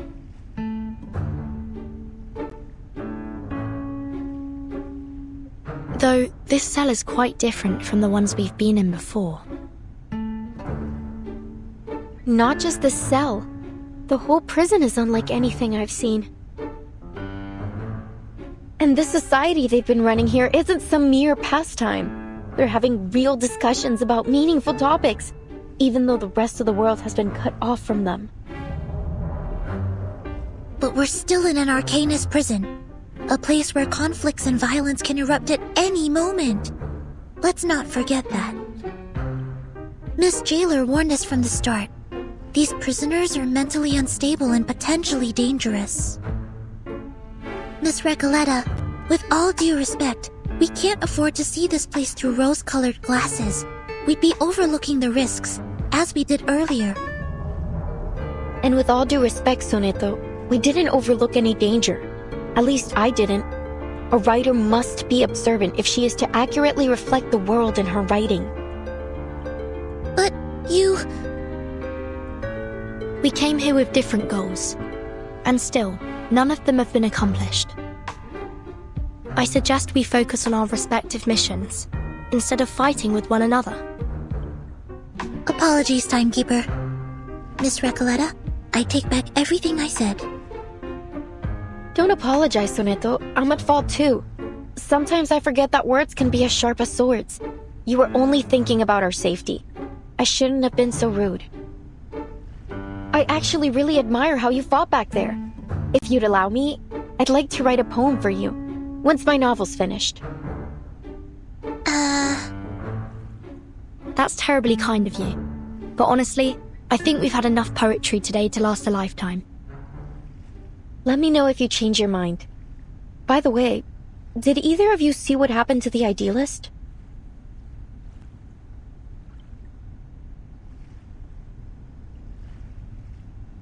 The jailer told me she went back to the gallery once everything calmed down. She found nothing. No blood, no shell cases, not even a trace of the idealist. Timekeeper, now's really not the time for ghost stories. Do you mean that maybe the idealist somehow managed to get out of there on his own? Or perhaps someone else helped him? Well, according to the idealist and our jailer, any inmates who are unwell will be taken to the physician.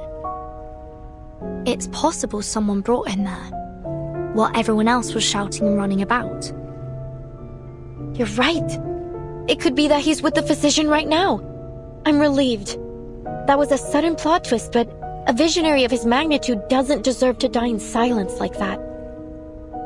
To be fair, the gunshot was quite loud, as was the ensuing commotion. Nonetheless, he couldn't have just died like that. I mean, the writers would riot if a writer were to kill off a character so abruptly. But you believe he's still alive too, am I right?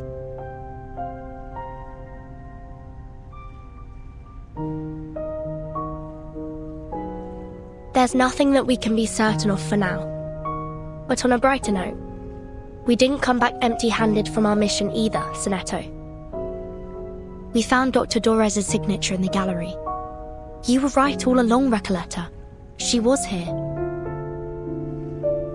But we didn't see her at the gathering. Could something have happened to her, like with the idealist? Do you think she was also sent to the physician and never made it back? This is all just speculation. If we want to find the idealist, or Dr. Dorez, we need to speak to this physician first. Miss Recoleta, do you believe that the idealist could be your pen pal, Aleph? Whether he is or not, he's still my best lead.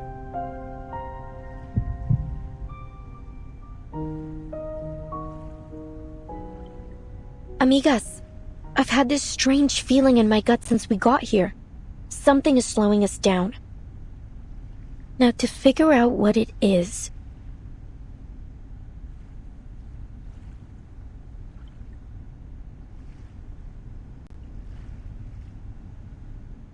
Look, it's a wild guess, but just wait till I finish. It feels like everything happening in this prison is somehow connected to my novel, El auge y la caída de la cordura. We're no strangers to wild guesses, and sometimes they're closer to the truth than you'd think. So this... The rise and fall of sanity. Sorry. What exactly is your story about?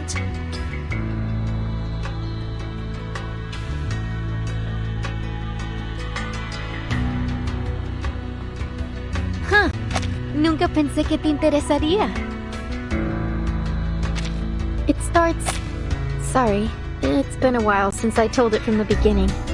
A few years ago, I worked as a forest ranger. It happened in a desert town called Amalfitano, in Sonora, back in 1975.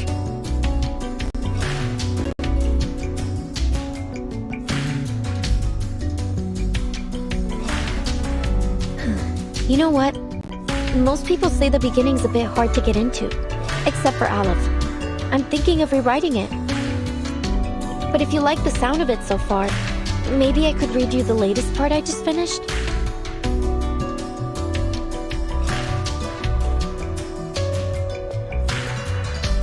Please.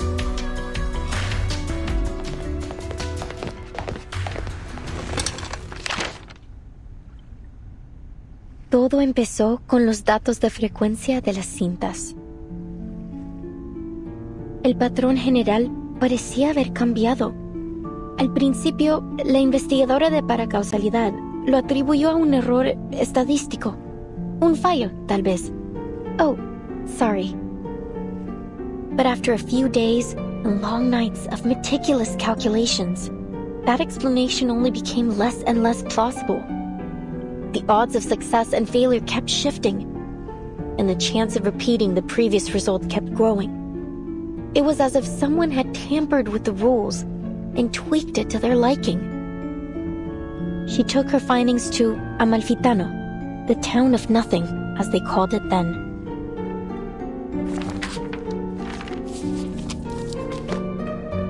Near the old looms, she met a blind weaver who spoke softly of an old tale.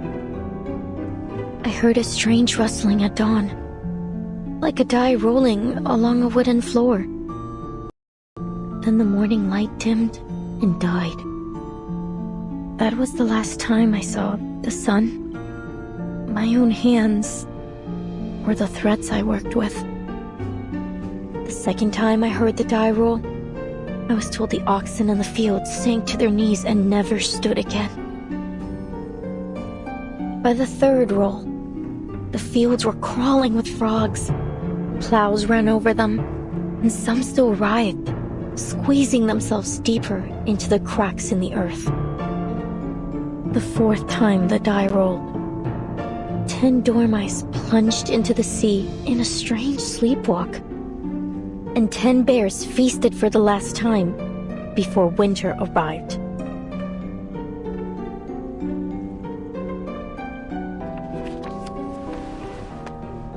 The final roll of the die was cast in a cage during a duel.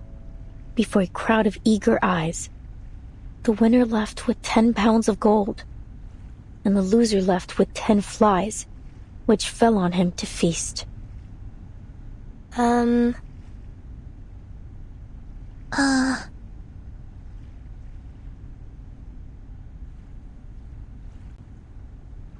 Is that all? Seems like it. Well, there's more, but I haven't quite figured those parts out yet. Any thoughts? Anything. I can take it. Please, I really need some feedback.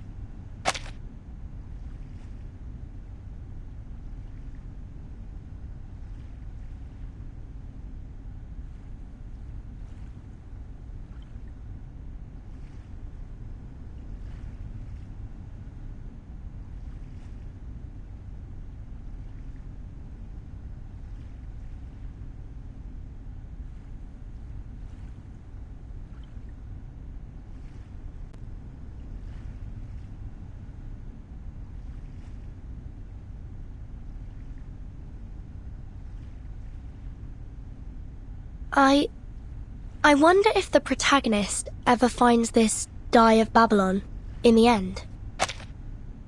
Oh, Vertin, it isn't a real die, it's just a metaphor. Oh, I see. I must have missed that. Sorry. Still, it's a beautiful story. Sad, but beautiful. The story is still too obscure, isn't it? Aleph warned me about this. In our last correspondence, he suggested adding the blind weaver to shed light on the hidden theme.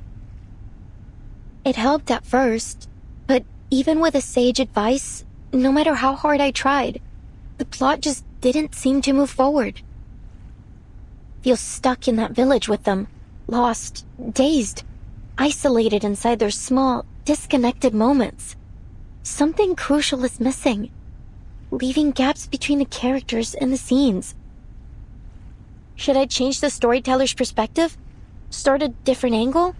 Or maybe rewrite the characters completely? What should I do?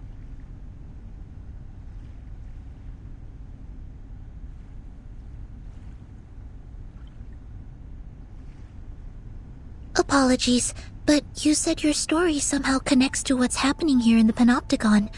What makes you think that? It's a strange feeling.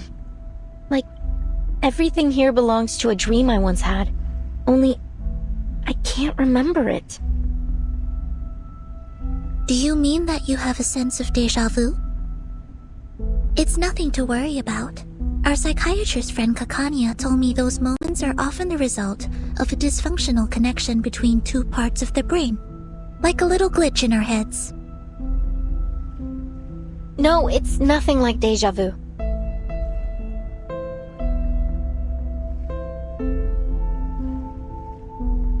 Deja vu is a single moment, a specific situation.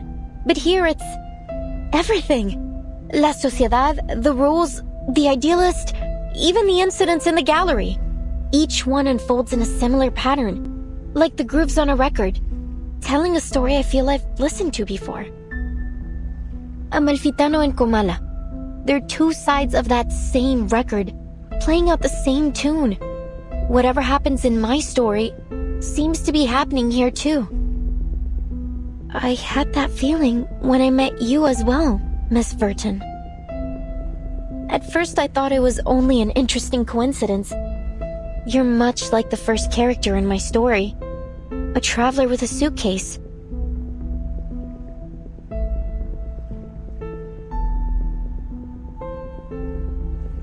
But then I realized, the doctor, your Doris, she's like the blind weaver who lost her sight to the dye despite having always been faithful to it. And the jailer, she's the bank clerk who assisted the corporation in taking over the town in order to escape her past. And the idealist, he's the murdered donkey driver, and the dye of Babylon. No. Mis queridos amigos ficticios. ¿Qué rayos les está pasando? Wait. Are you saying that everyone we've met here matches a character from your story? Like some kind of archetype? That sounds unbelievable. But then again, maybe you're onto something. You see the world through a different lens that none of us share. Not just the characters. The events here are mirroring my story too. Aleph, he's the only one who truly understood my story. If things are playing out just like my novel, then maybe Aleph is in fact still here. Are you suggesting that someone is controlling the Panopticon in order to make it follow the same plot as your story? That they've set the rules, started the poetry group, planned the attack on the Idealist, and tried to prevent us from finding Dr. Doris? If that's true, Miss Recoleta, it's very likely that the one acting against us is in fact Aleph himself.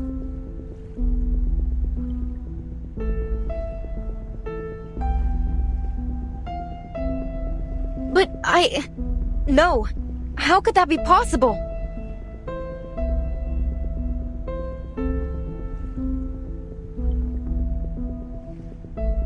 Why? Why would he do this? I don't see any reason why he'd be connected. He's an intelligent, cultured, and profound person, not a common killer. No, none of this adds up. Remember, Dr. Doris was brought to Ushuaia by the Xeno rebels. And we know they're connected to Manus Vindictae. If this Aleph really is hiding Doris from us, he may be working with them.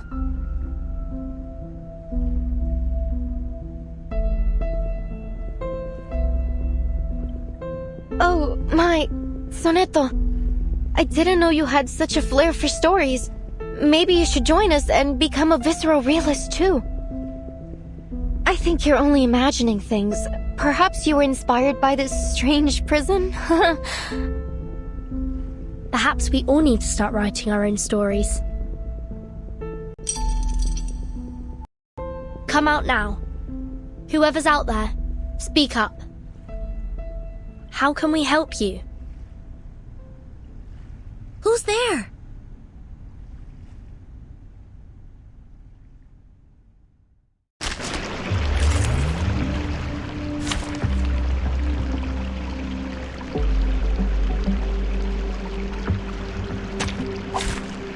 Stay behind me.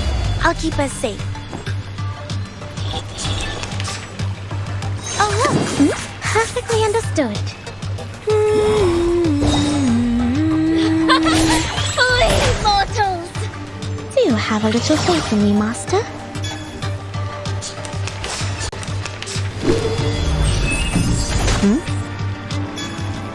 Start loading, charging.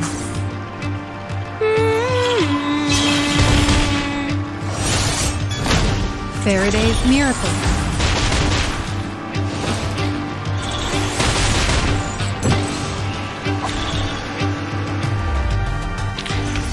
Finally, it's just you and me, Master. Do do do do do do do.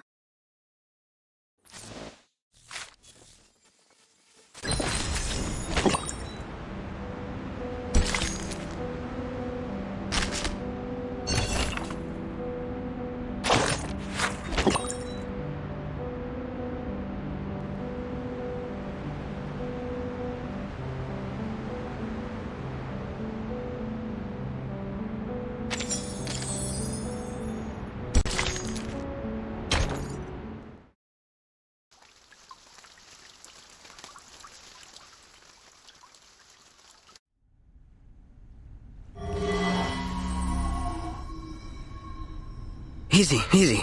It's me, Garcia. We met at the gallery earlier.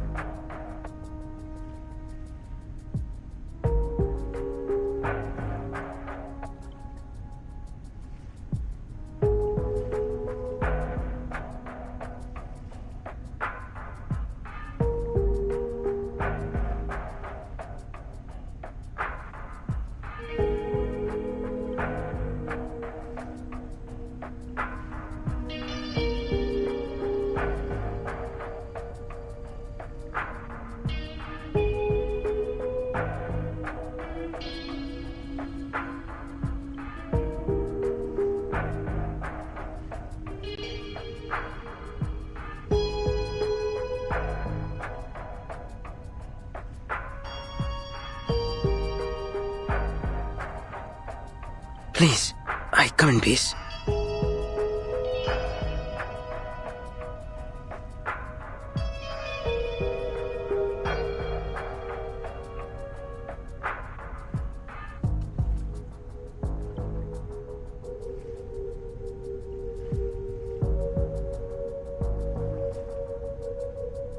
It's you, Octavia! The murderer herself! Please, calm yourself, Miss Recoleta. The jailer has already confirmed that she wasn't the one to fire at the idealist. The shot came from somewhere else in the room.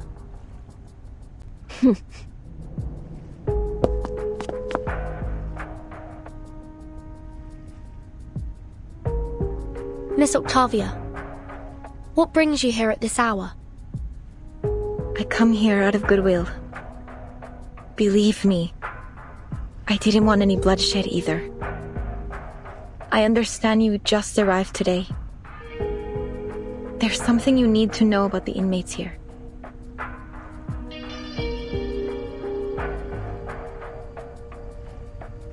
We're outcasts, rejected by society and literature, and our privileges are limited within these walls. But before I started my own literature group, I struck a deal with the Panopticon authorities.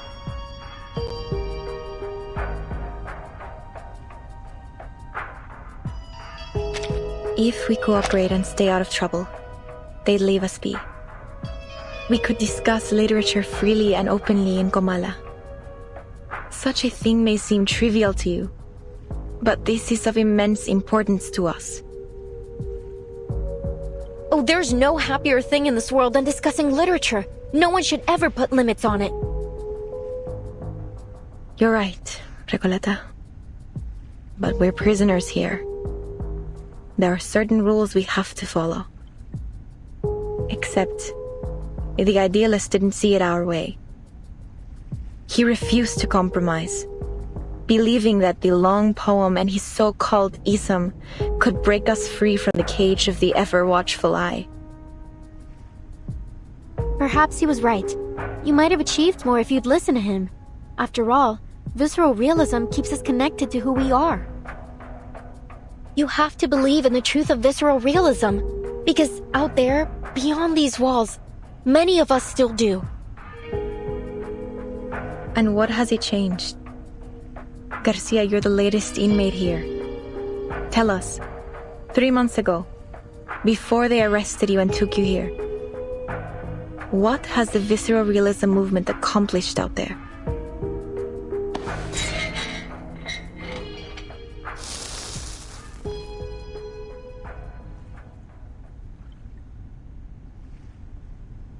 At first, it was revolutionary. Young poets joined in droves. We held gatherings.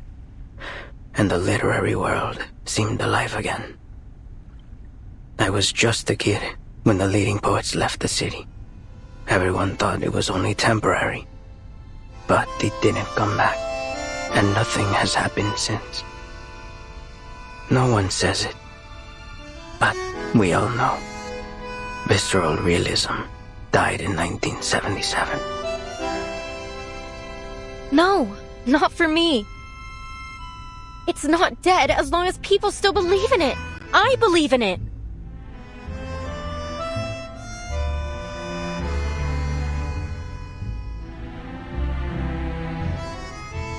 Belief, faith, what is this obsession with the true self?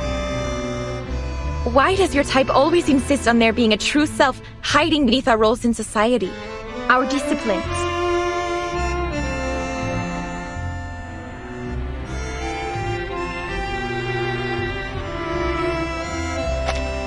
Look at the idealist. He never once stopped fighting for what he believed in, even long after he was put behind these bars. Idealist, what a name he gave himself. Who will he be when he finally breaks free from the eyes of the central tower? When he is left without his willful audience? And nobody. That's why. And that is a truth even he is terrified of. Miss Octavia, I hope you've come with something more important to share than just some criticism of the idealist. You're right. I have an important message for you. Dr. Torres, I heard you were looking for her. The woman from the Sao Paulo Veterans Residence. She used to write under the name Erd, didn't she? Yes, that's right. Do you know her? You're the first person I've met here to speak plainly about her. Do you know where she might be? We crossed paths, but only briefly. I'm not sure where she's gone. Maybe the authorities know. However, she left this with me. I think you'll need it more than I do.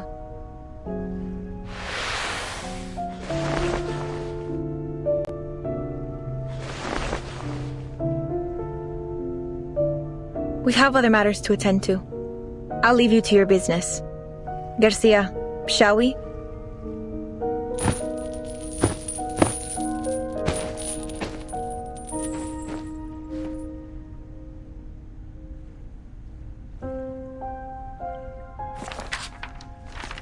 The physician told me the horrifying truth about the panopticon of Kamala and the power behind it. Manus Vindictae. By becoming the panopticon's sole patron, they seized control of the resources and the allocation system, turning this place into a living hell. I suspect that the physician, the current highest authority here, is responsible for this situation. I discovered that the inmates were put through brutal training, even when they were too sick to carry out their tasks. They also forced pure-blood Arcanist inmates to wear their masks, effectively turning them into murmuring puppets. Just as we suspected, Manus Vindictae is orchestrating everything. No wonder we didn't find them in the city. They've been hiding here all along. No one would have thought to come looking for them here.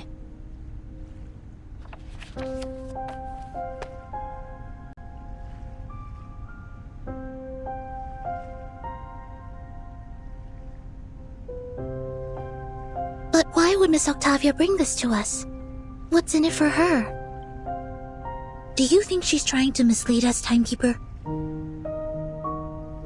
Maybe. But the handwriting in that notebook is most certainly Erd's. If she's leading us astray on purpose, why? Miss Recoleta, what do you think? Could she be Aleph? Not a chance. Haven't you seen how she denies everything beautiful in the world? Aleph would never be so biased. No. Aleph is like a mirror. He reflects both light and shadow. But, Octavia, maybe she hasn't looked at the shadow within for a long time. I know that look on her face. It's the look of a writer. I've seen so many like her during my trip. The faces of a lost, struggling generation.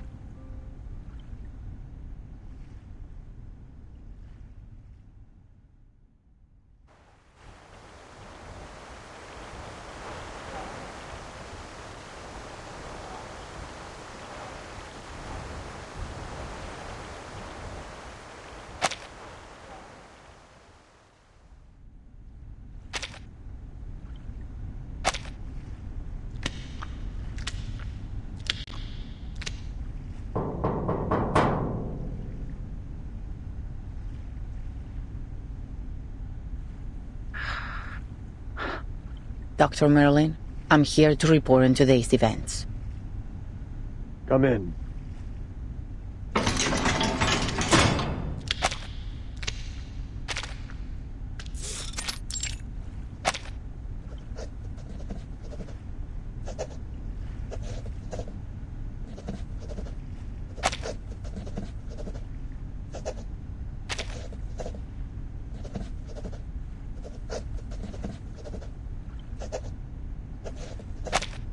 There was a commotion in the gallery today, sir.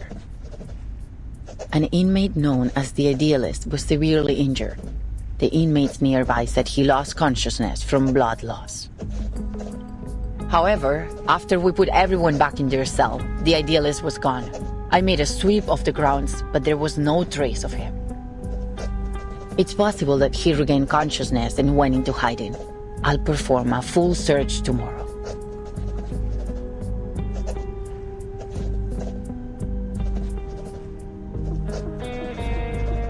No need. Sir? He knew the consequences of breaking the rules, did he not? Sir, with all due respect, I think today's incident proved just how dangerous it is to let the inmates keep their weapons. We never should have let them walk around with deadly weapons.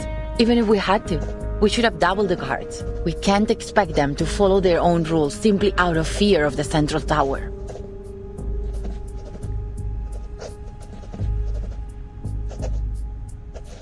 Such matters fall beyond your purview, jailer. You only need to do what's required of your title. Is there anything else? There is another thing. 2 guests from the Foundation came through today. They said they were looking for someone named Doris. They've shown a willingness to cooperate, though they were involved with the incident in Corridor Zero.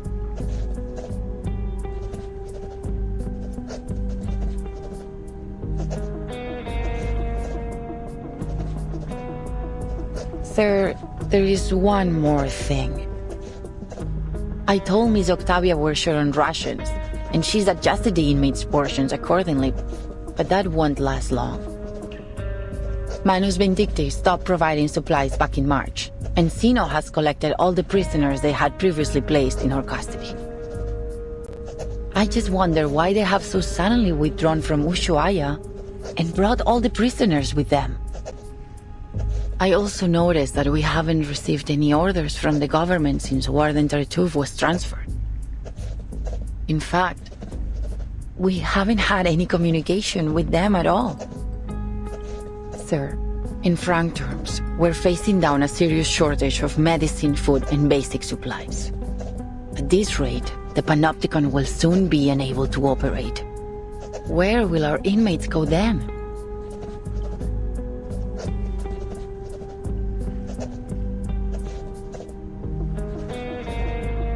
Can we ask the Foundation for help? They've sent their people here. Maybe they're interested in the Panopticon?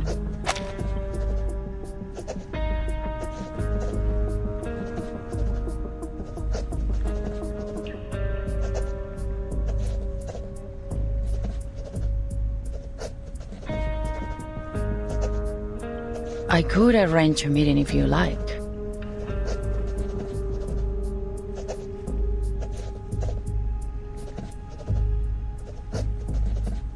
You're unusually talkative today.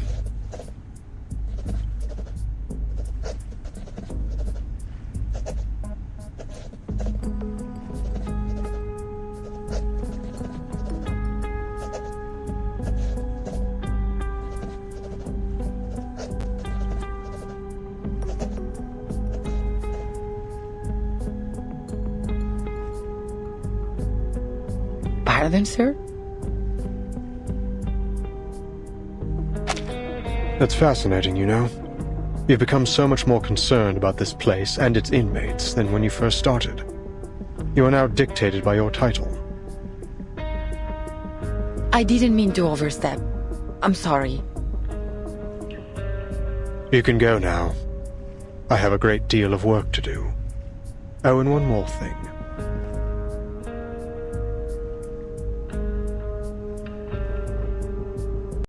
Make sure this month's Kamala Congress is held according to schedule. Yes, sir.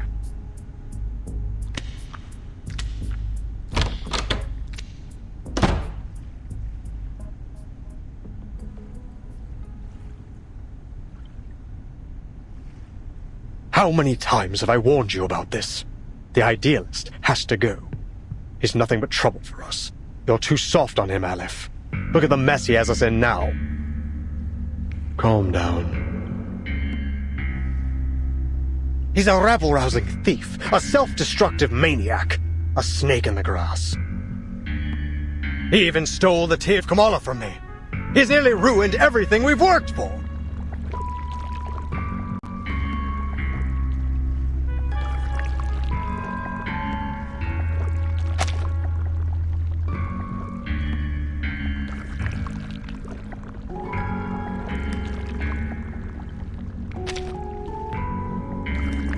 It's only a die, Merlin. It does nothing more than a die can do. You were there today. You saw what he did. He managed to change the Panopticon with this die, even if only for a second. He'll ruin my work, Aleph. He's a slave to his passion. His head is filled with impulsive thoughts. I don't trust him. We can't trust him.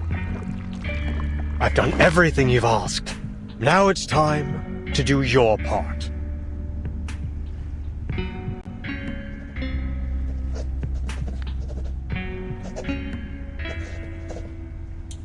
Time's ticking down. I can't afford any further mistakes. No one can be permitted to stop my experiment in the Panopticon. I'll prove it to them that we have found the path to the ultimate answer.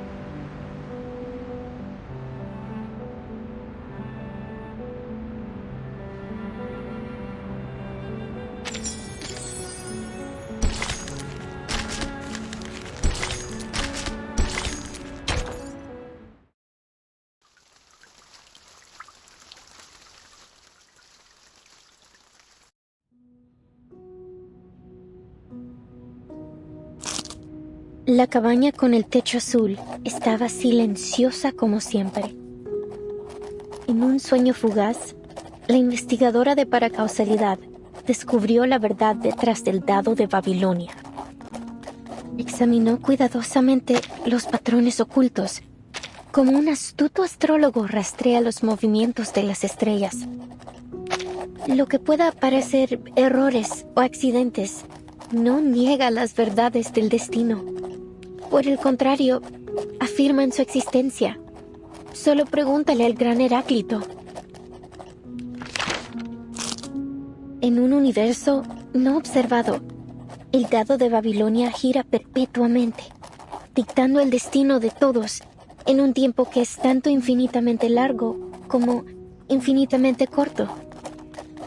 Mira, cerró los ojos. Respetaba la aleatoriedad de los números y el destino. Respetaba el juicio del dado. De lo contrario, se habría perdido sumisamente en los huecos del tiempo y bajaría para siempre como un fantasma en el olvido.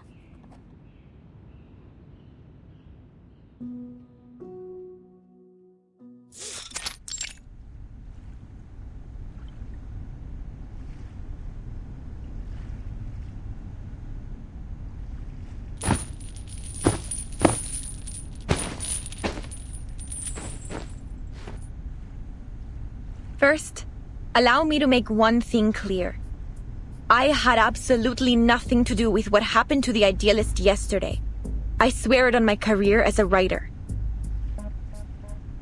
As you all know, the Idealist and I are the representatives of the two factions of La Sociedad de Poetas de las Américas.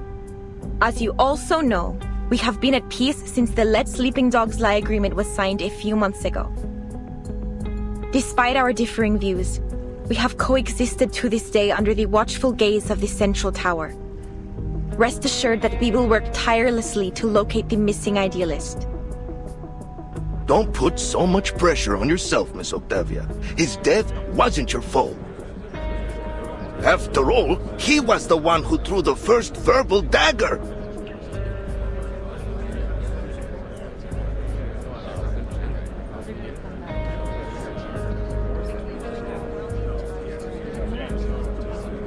Show some respect, you morons.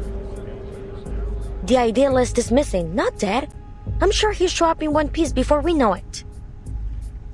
Better face the hard truth now, Roberta. Though, I have to say, it won't be easy for you to find a no leader as mad as him.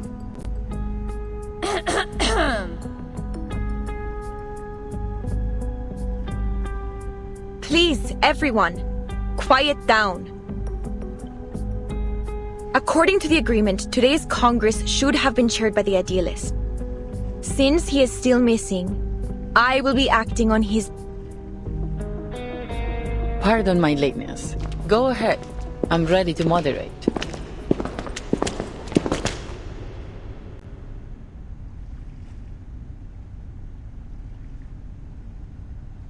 Miss Ford, I looked over the incarceration and visitor records from the past 6 months. There was no mention of anyone named Doris. Then it seems only the physician knows the whereabouts of Dr. Dorez. Miss Jailer, we need to meet with the physician. It's important. Listen, you really shouldn't take the inmates' ramblings too seriously.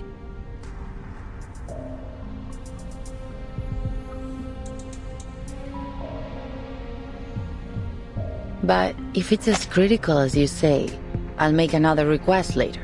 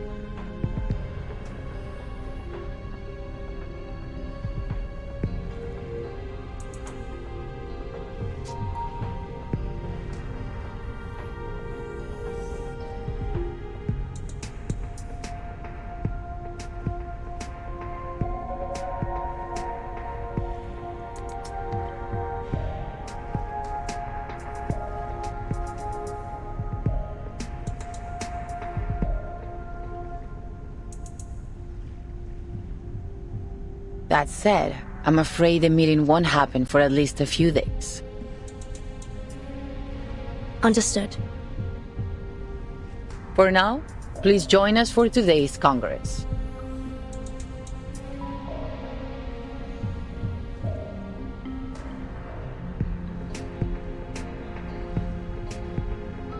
Espectacular! Do you hold literary salons like this every day? This place is practically a writer's paradise.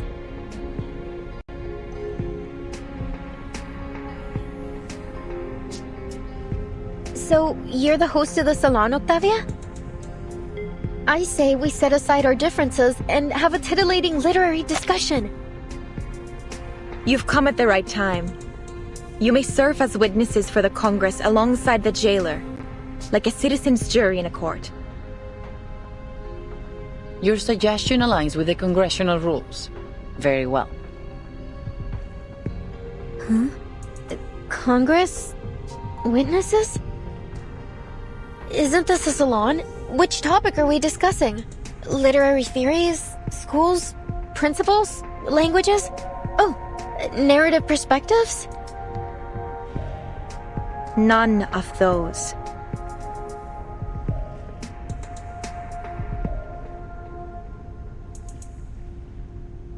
This Congress is about the randomness of fate, Miss Recoleta. Randomness of fate?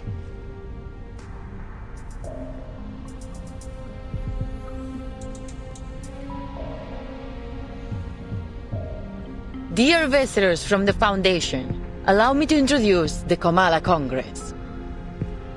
What happened yesterday was merely a brief anomaly. In the Panopticon, spontaneous order among the inmates is the norm, and the Comala Congress serves as its truest reflection. Spontaneous order? Yes. Through the Congress, the inmates assign and distribute medication, communal duties, and rest periods. They are entirely self-regulated.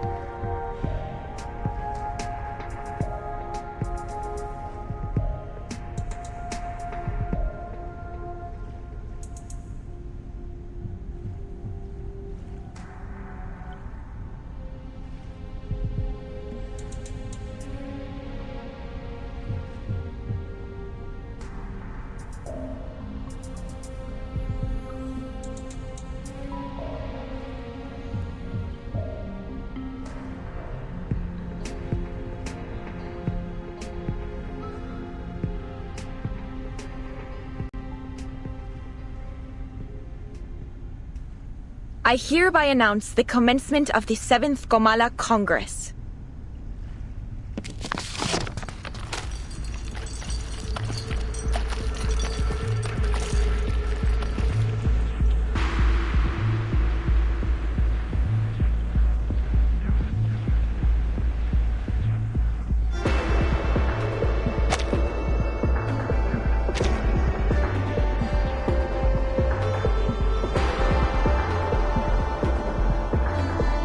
A cardboard box and... is that a paper die? It has 20 sides. Huh? We carefully examine hidden patterns, much like an astute astrologer tracks the movements of the stars. Isn't this...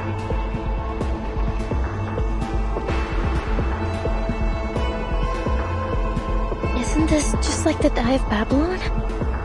The MacGuffin that weaves through the entire plot? The infinite symbiote of fate? And the symbol that compresses time into a shriveled circle? What may seem like errors or accidents doesn't negate the verities of destiny.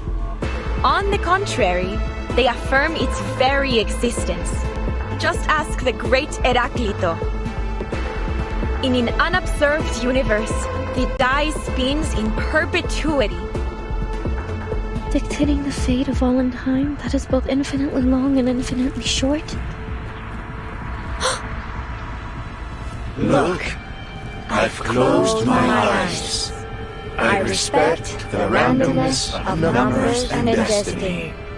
I respect the die's judgment.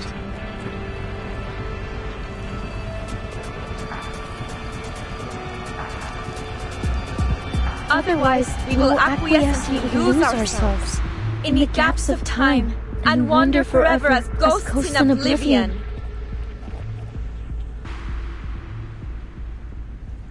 I don't understand what's going on. Oh, but the irony that I probably have more idea what's going on than anyone here. Miss Recoleta, this is all in your novel, isn't it? I'm afraid so. The recitations, the references to an astrologer and Heraclito, they couldn't possibly be just a coincidence. Then, could it be? Will they look to the die to dictate their fate?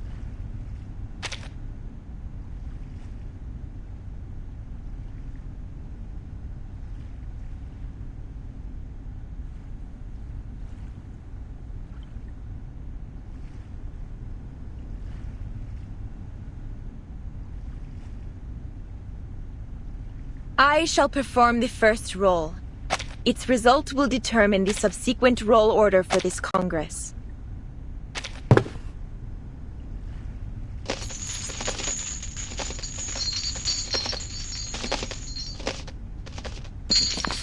The result is 5. This check complies with the prerequisite conditions of the ruling of the die, and the standard roll order has been established.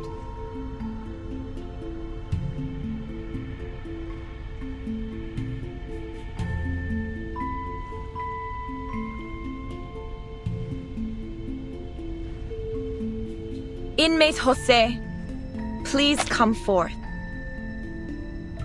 You are the first in the initiative order. Therefore, fate's judgment shall fall upon you before all else. Me? Okay.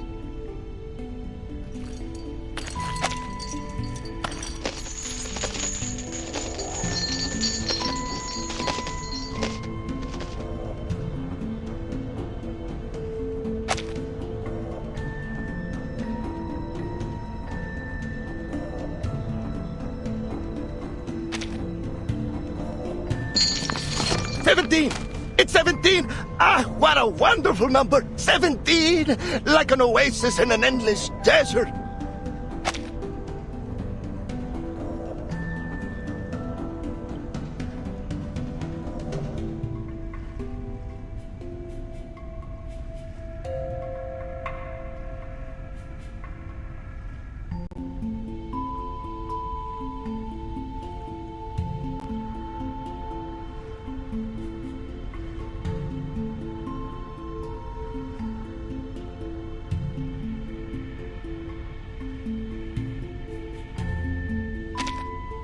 The result is 17, and the score combination 6 plus 4 plus 4 plus 3.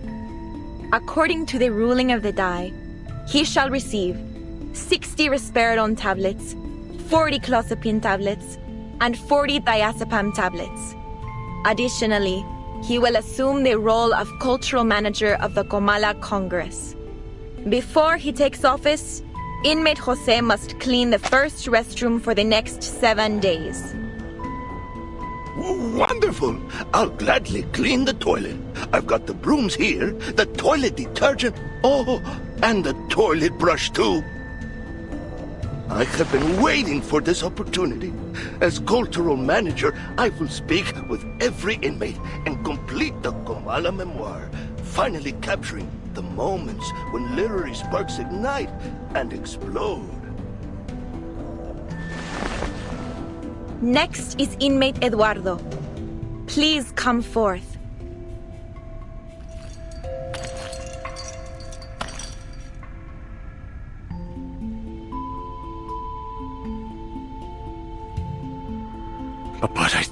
can't remember the ruling of the die.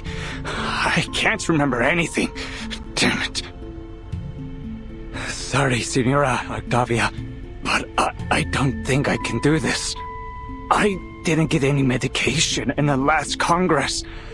I've had multiple episodes. It's like my brain's jammed or something. It's all right, Inmate Eduardo. It's easy. You don't need to know the rules to roll the die. Give me your hand, I'll help you.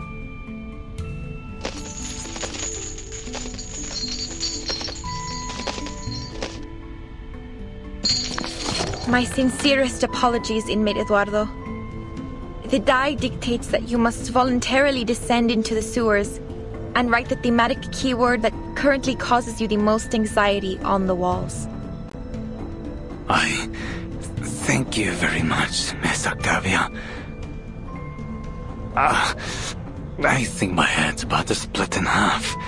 I need a moment to rest before I head down there and fulfill my destiny.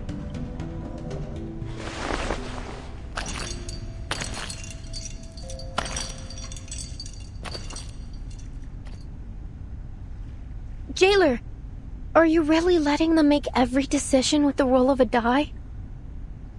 Eduardo is clearly in a much more dire condition than Jose. The medication should have been given to him.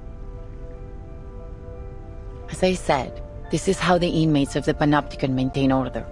The physician periodically provides medication, food, and other necessities, and the inmates distribute them in this spontaneous and efficient manner. Neither authority nor violence is involved in this process. This is what sets Kamala apart from all other custodial facilities. Is that it? You abdicate all agency to the roll of a paper die and call it the randomness of fate? What kind of sick joke is this?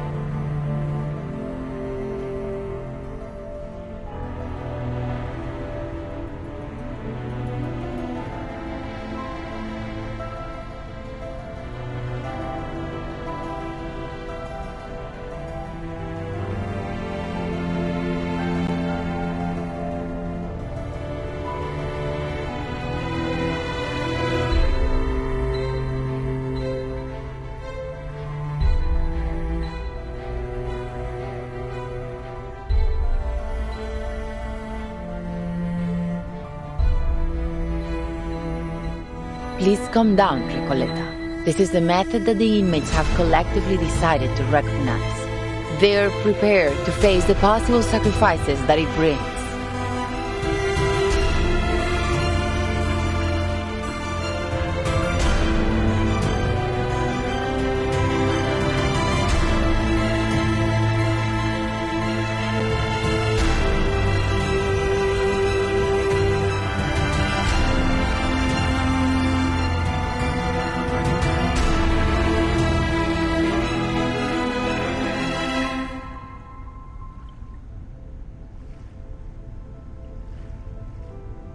This isn't about you or me. It's not our place to interfere with a procedure that has been proven both pragmatic and effective. My duty is to assist the inmates in maintaining order through the methods that they have established. And yours is to witness their self-governance, not judge it.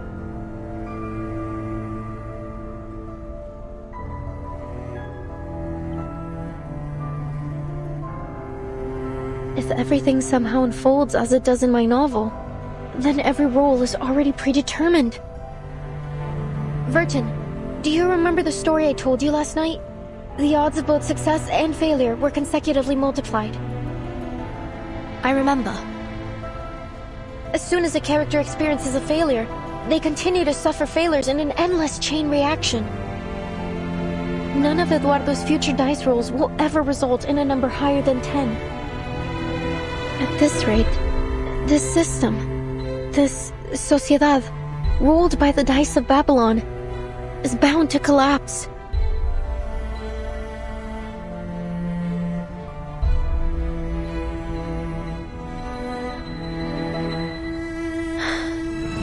Eduardo will never receive any medication. The moment he writes the keyword on the wall could very well be the moment he spells out his own death. No, I can't let this happen. I have to do something.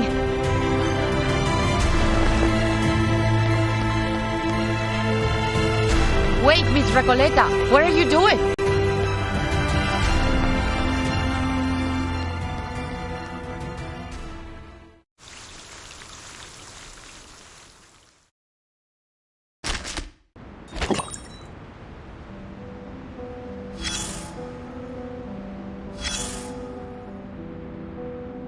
Few soldiers would appreciate the idea of taking orders from an accursed die. A skilled commander would never rely on luck to make decisions. On the battlefield, the distance for every maneuver should be clear and precise, not two numbers with a D in the middle, unless you're looking to invite a mutiny.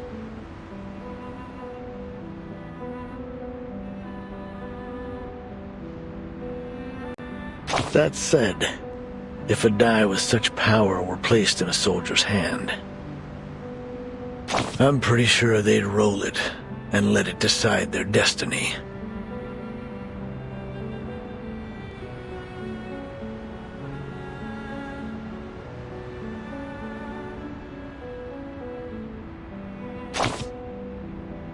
Exactly. There's no good luck without bad luck. Just as a coin must have two sides, luck essentially defines one's entire life.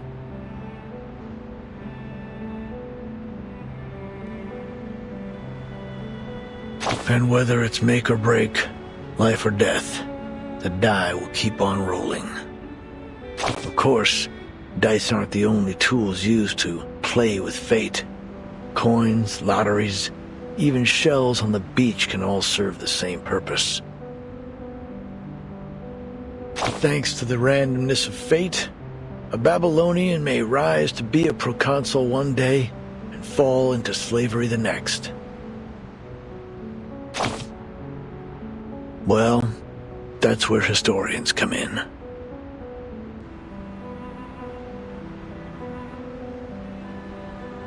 With a little creative editing of the history books, even the random rolls of a die can suddenly make sense.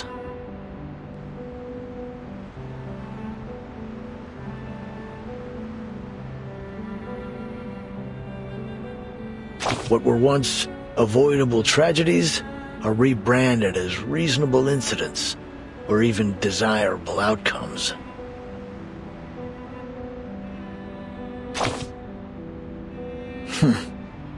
You're starting to sound like a gambler.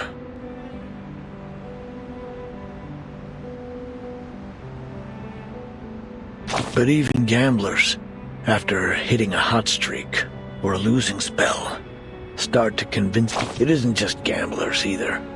Witches tried to influence fate through rituals and charms. Ancient mathematicians calculated probabilities on paper. Some even wrote books on game theory. Meanwhile, others suspected there were cheaters among them.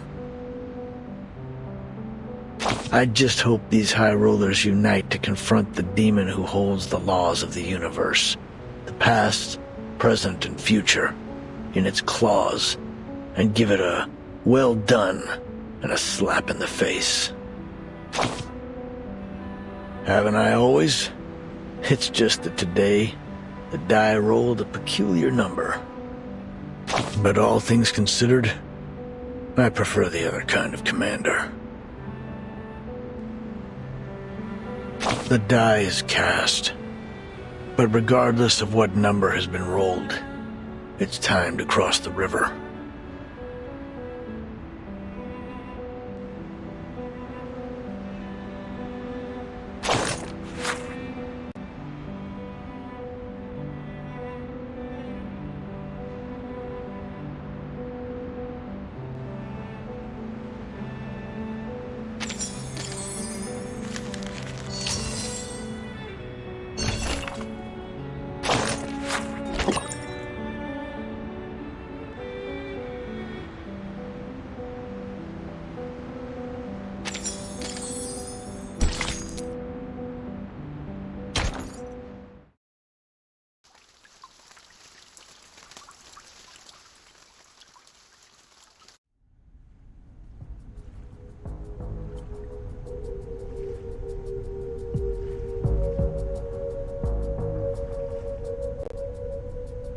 Miss Recoleta, as a witness to the Congress, you have the right to express your doubts calmly. Listen, you...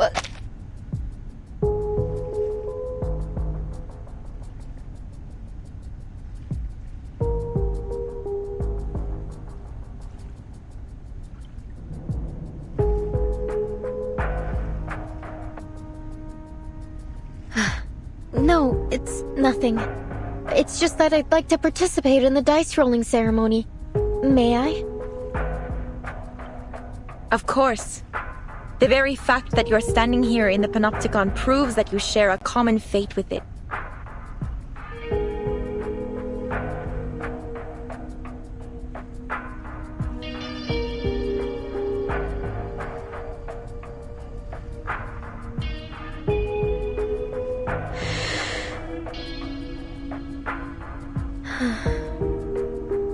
It doesn't matter when I roll the die, since the rolls are simply a reflection of the randomness of fate, right?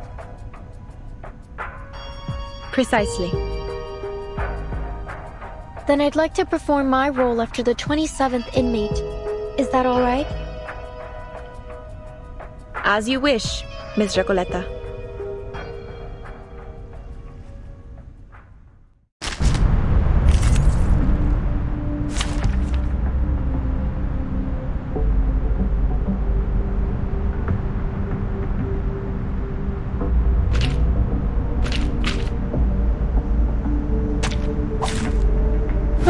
Activated.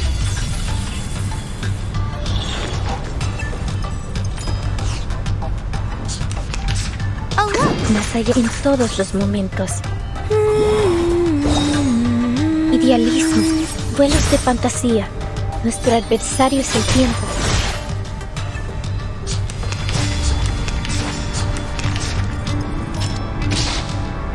Más allá. This part should do. En todos los momentos. Do I have to do this? A truly villainous moment. Más allá en todos los momentos. En la acumulación de laberintos. Suéltalo todo una vez más.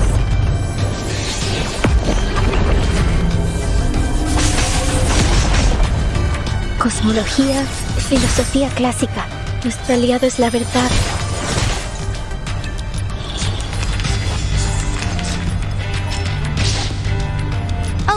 Loading. Charging. You are not welcome here. Faraday's miracle. Light that illuminates all.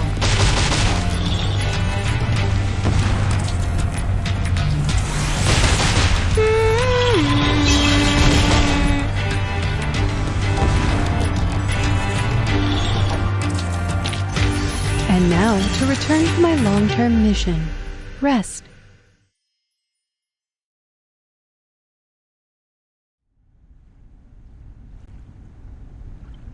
It seems fate favors you, Miss Recoleta. Here are your supplies. Please be sure to follow the distribution rules of the Congress. This is an essential structure of Comala, and a belief shared by all its inmates. Just as I suspected. These supplies belong to me now, Octavia. I'm free to use them however I please.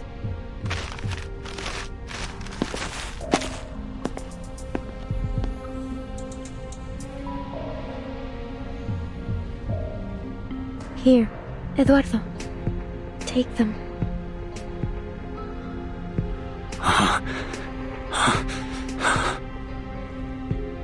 But I haven't fulfilled my destiny yet.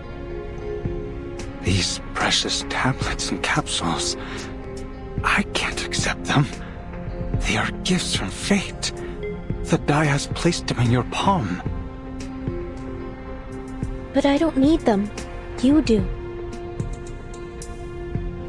Thank you, kind señorita.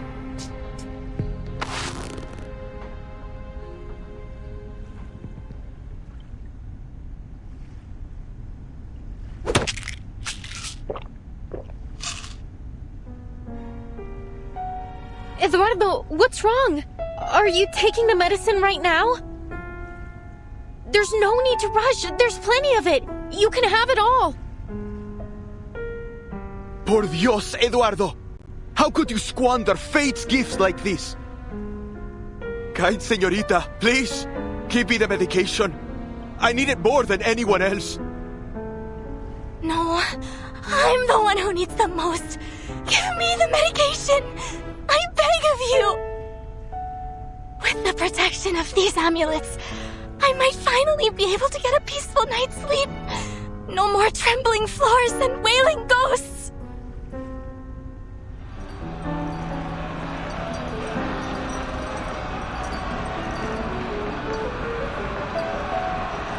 Enough! Enough!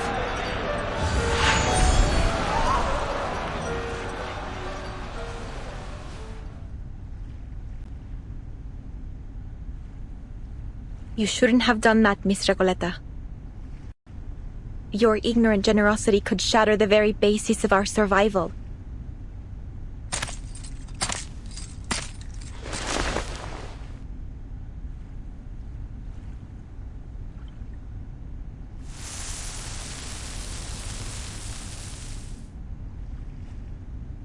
We have never had such chaos at the Congress. Understand this. We rely only on the randomness of fate to distribute supplies and assign responsibilities. If you disrupt the status quo, the entire system of the Panopticon will collapse beyond repair. It is only by respecting the arbitrariness of fate and adhering to the rules of the Die of Babylon that we have kept this place functioning all this time. The Die of Babylon? Tell me, how did you know this name? Are you the one orchestrating this whole thing?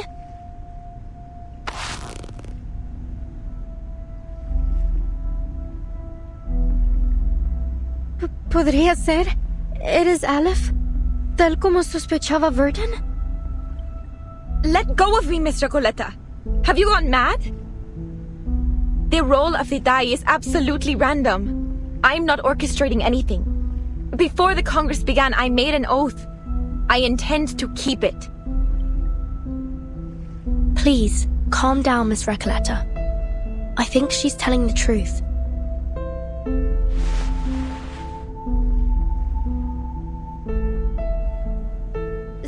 Sorry, Octavia, but please, you have to tell me how you learned about the Die of Babylon. I must know.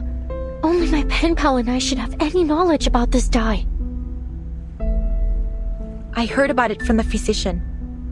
He described it as a symbol of collective consciousness that we could harness to maintain immaculate order in the Panopticon. The Comala Congress was coined, iterated, and perfected by the physician based on this concept.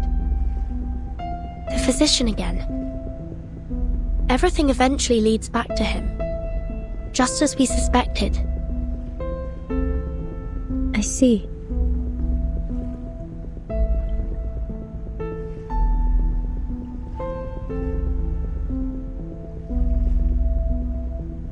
Jailer, we have to meet with the physician in person. Now. As I've told you many times, Dr. Merlin is too busy at the moment. I couldn't possibly trouble him over a novel and a pen pal. They are just fantasies. Couldn't you make an exception? What if they're not just fantasies? What if they're tied to the very survival of this place? Miss Recoleta said the Panopticon could collapse because of the Die of Babylon. Are you seriously telling me you believe that nonsense? It wasn't nonsense, nor are they fantasies. You saw with your own eyes how I won the die roll. It was just a coincidence.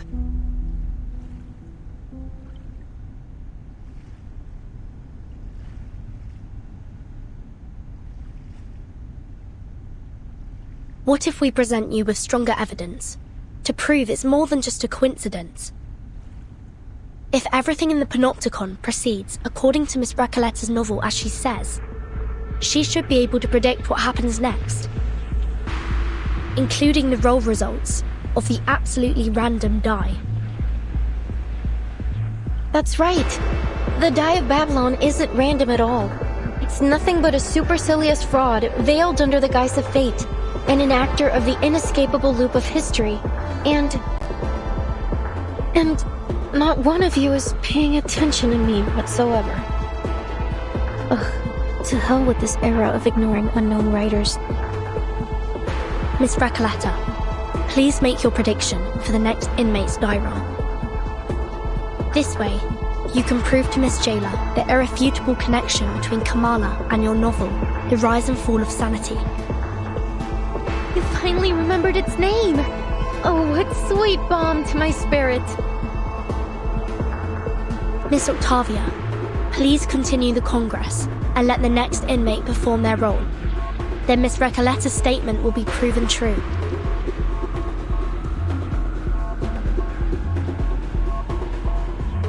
I appreciate the reminder.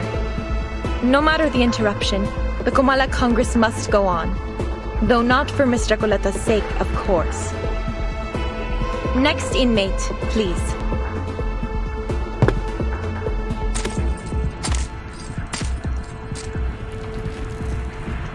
Hello, inmate Garcia. You know what to do.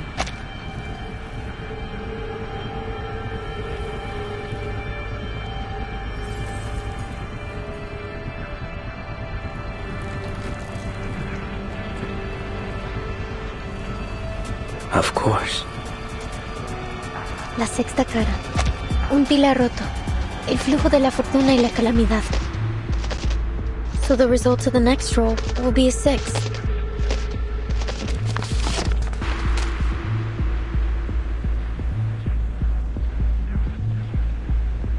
As fate reveals, the number is 6. Just as Miss Recoleta predicted. That could still be a coincidence. Do it again.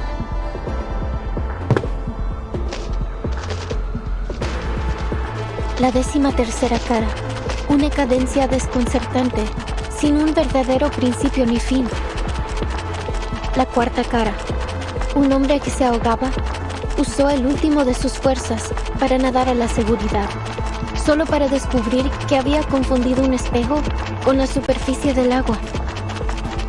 La 17ª cara cojeaba hacia el distante oasis, solo para que la débil humedad y la inquietante quietud revelaran cruelmente que era un espejismo. La 6ª cara, otro pilar roto con grietas idénticas a la última, confirmó la hipótesis de la investigadora de paracausalidad. Este lugar solía ser un edificio circular. Is that enough? I've almost finished the entire chapter. It's not possible.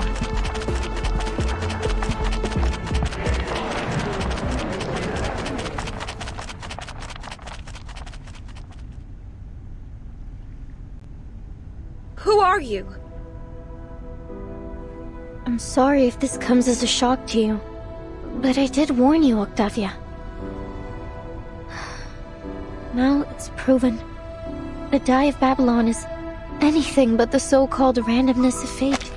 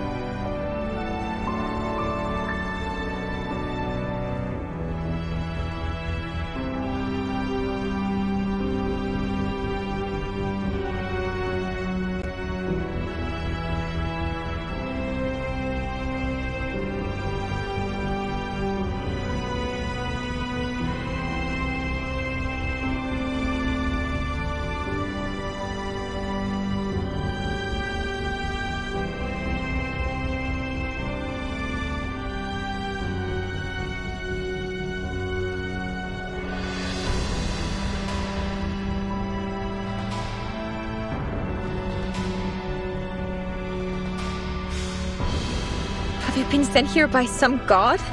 Or are you a hobby prophet? Have you brought this knowledge to save us? Or to shatter our beliefs? Our world?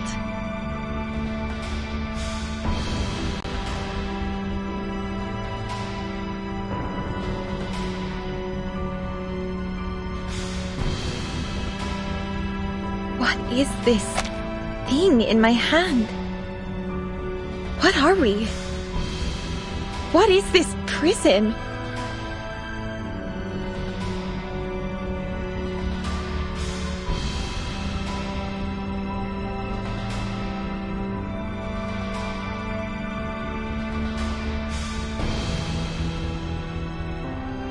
I don't know if it's some kind of sorcery or arcane skill, but it's unfathomable. I'll take you to the physician.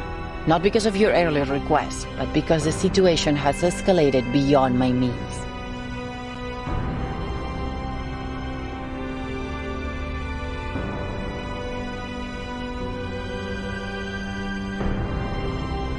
The overseer of the Panopticon will decide how to handle your situation.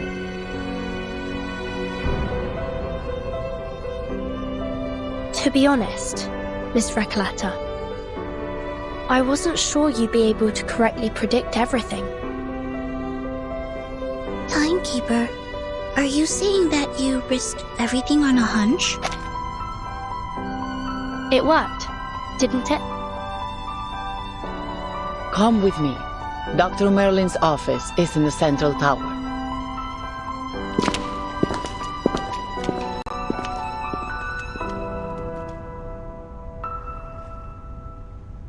En la sexta versión de mi novela, todos en el pueblo mueren a causa del dado de Babilonia. Porque solo la muerte puede cerrar el ciclo de la historia. Y carcelero, eres el empleado del banco, ¿verdad? Entonces, al final, también sufrirás un colapso como el empleado del banco, cuando se da cuenta de que él y el pescador de dunas son la misma persona. If all of this is tied to the rise and fall of sanity, then, as its creator, I will get to the bottom of this.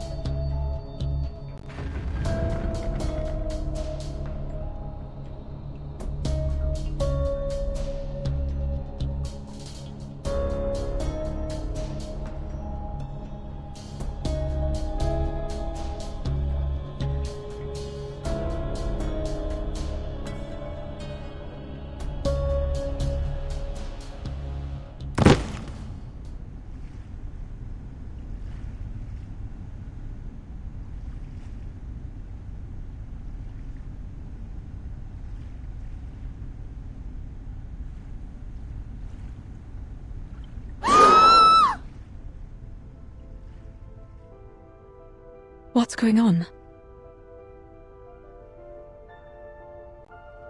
Miss Erd, please, Julio needs your help.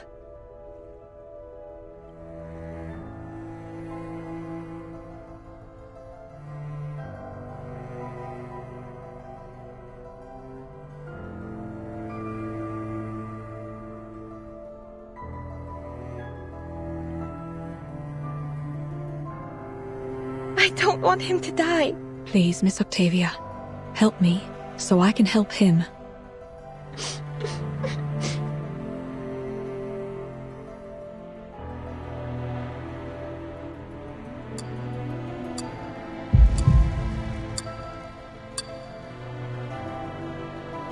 Mr. Julio is gone.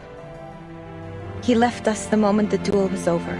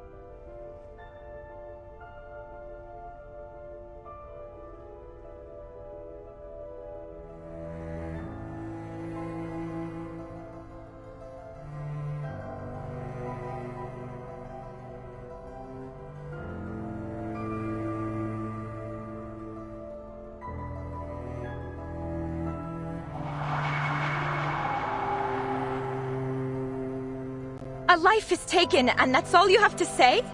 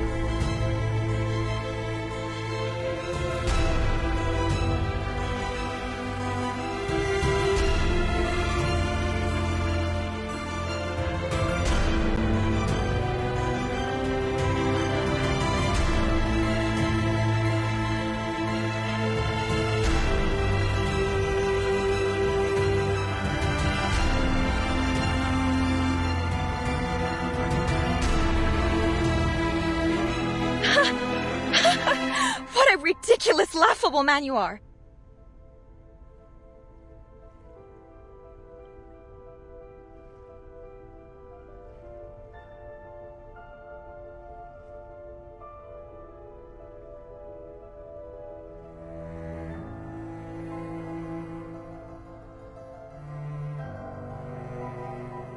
I've had enough of your condescending stone-hearted ego and your pompous sophistry. He'll only bring misfortune upon us with his constant rambling about that visceral realism.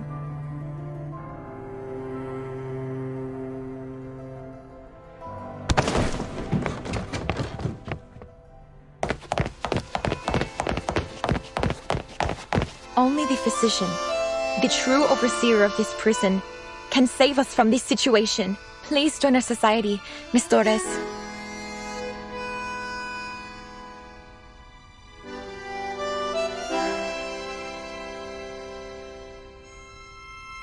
Forgive me, Miss Octavia. While I truly appreciate your kind offer, I'm afraid my conversation with the physician must remain private. Why?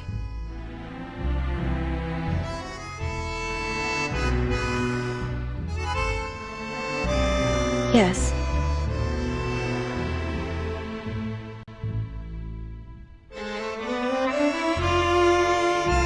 I've had such a lovely time here. So much so that I almost forgot what I came for.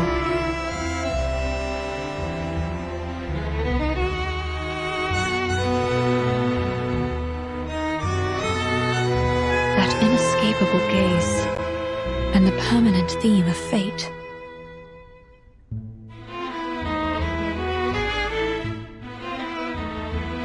You've decided to save the people here with your own hands, in your own way, and so have I.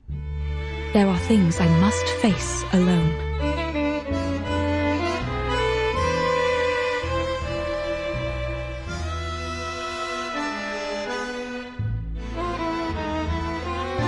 I see. Lend me your palm. I'll draw you the way to his office. Good luck to you. And to all of us. Farewell, Miss Octavia. I truly hope all goes well for you in the days ahead. And in your journey, finding answers about fate, too.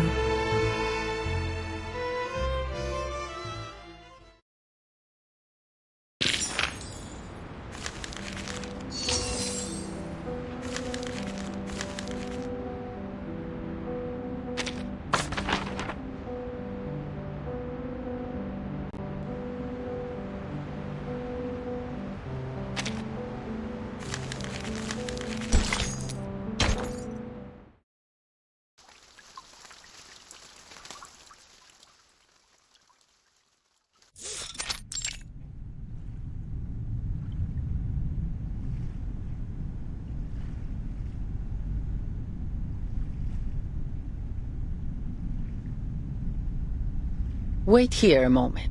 I'll report the situation and your request to Dr. Merlin. However, since he's always busy, I can't guarantee he'll agree to meet you. But I'll do my best to persuade him.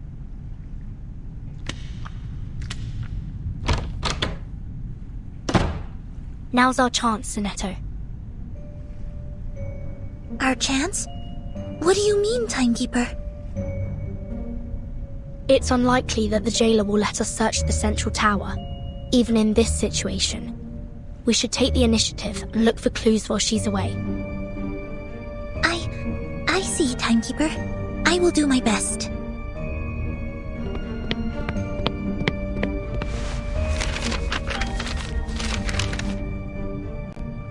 Thank you for your assistance, Miss Recoleta.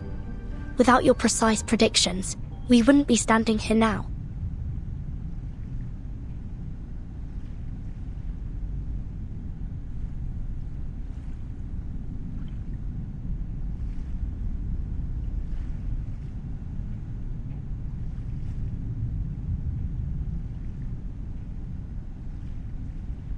I haven't yet grasped the connection between the die, your novel, and what's happening in this place.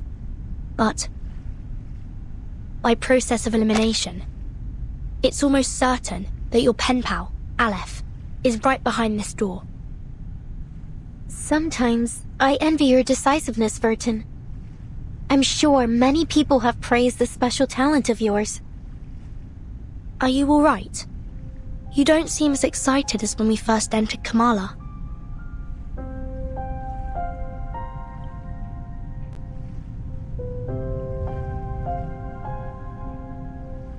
The all-seeing sentinel of the Panopticon, veiled within the central tower. If it truly is Aleph, I don't know how to face such terrifying and increasingly plausible reality. Sorry to interrupt, but... Timekeeper, I think you'll want to see these. Signed Erd. This is a letter from Dr. Dorez.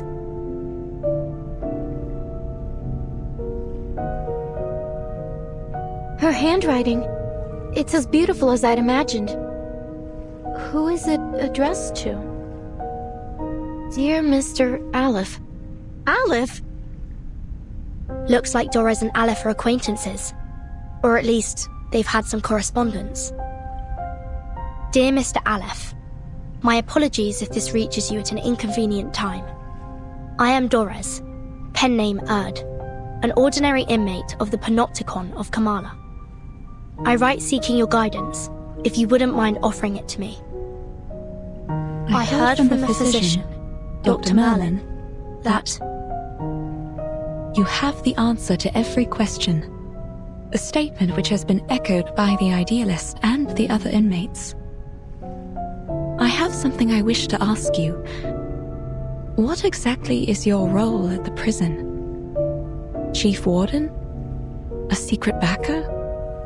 An observer who dominates the prison? Are you truly the supreme ruler of the Panopticon of Kamala?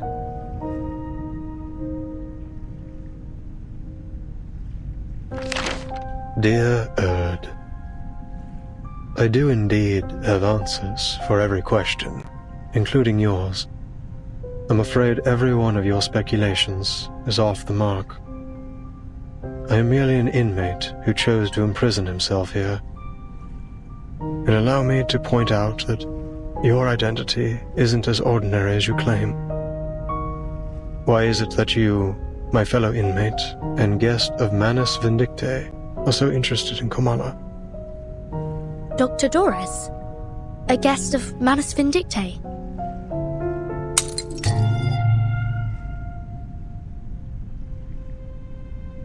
It came from inside the room. Do you think they're okay? The jailer and the physician! What happened?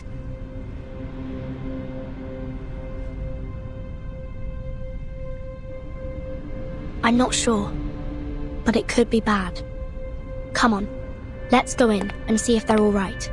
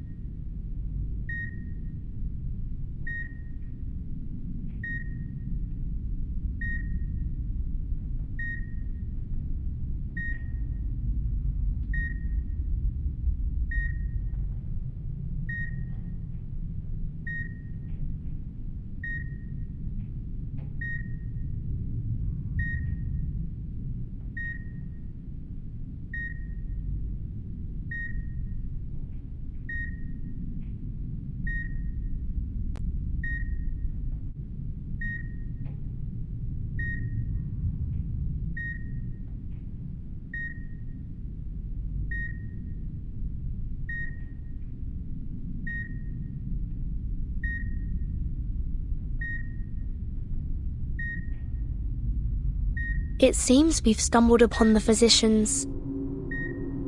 The physician's office.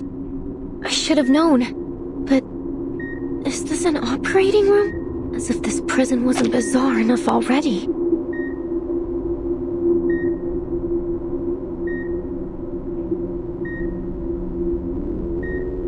Didn't I tell you to wait outside?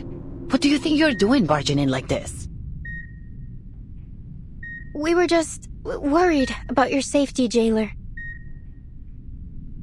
Enough. Get out of... Quiet.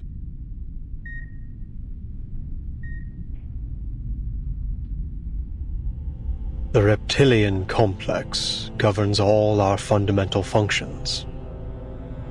Our heartbeat, breathing, fight or flight responses, and our territory and hierarchy awareness. Our primitive ancestors, like reptiles and birds, followed such instincts to survive. Through millions of years of evolution, we developed the limbic system. This processes emotions and forms memories. It allows us to feel fear, sadness, anger, joy. Our behaviors are given meaning. Now it's the neocortex that makes up more than 2/3 of our total brain volume. Language, perception, logical reasoning, abstract thought. This is what forms the complexity of human nature. We read, create, perceive. We try to understand both the world and ourselves. We are forever setting goals, one after another. And all this, these multitudes, happens within the confines of the skull, in the tight folds of the crowded cerebral cortex. Is he performing surgery? Such a delicate and elaborate organ. Were it unable to forget, what would come of it? Can this space, no larger than the palm of my hand, truly accommodate dozens of people at once?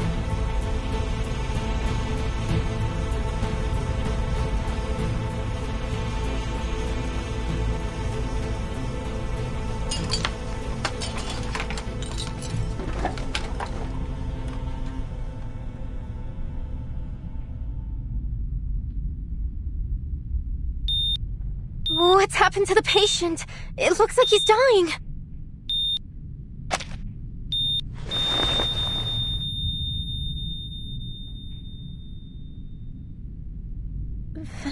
¿Fracasó la cirugía? Nonsense.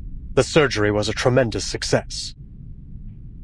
I have erased his debilitating hysteria and restored order to the Panopticon. What are you trying to achieve by barging in here?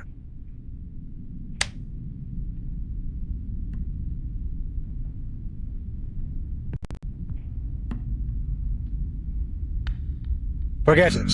The next operation requires my attention. Jailer, show them out. Bring me the next patient in 15 minutes. I'm sorry, Miss Burton. I'm afraid you have to leave now.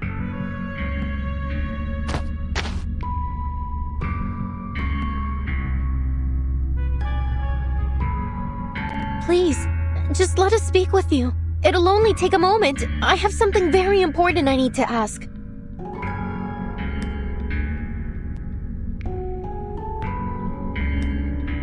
Important? Nothing is of greater importance than my experiments in the Panopticon, outsiders. To ensure they continue, the stability of time and schedule is absolutely paramount. Experiments in the Panopticon? So you really are the controller of the prison, then? Controller? What an outdated notion. Superficial, really. The Panopticon has no need for such power, regardless of who occupies the central tower, or even if no one's there at all. Every inmate is both the observer and the observed, both wielders and subjects of power. Achieving such a state requires no physical or violent measures. The structure of the Panopticon itself is the mechanism which sustains it. Komala is simply a manifestation of this model.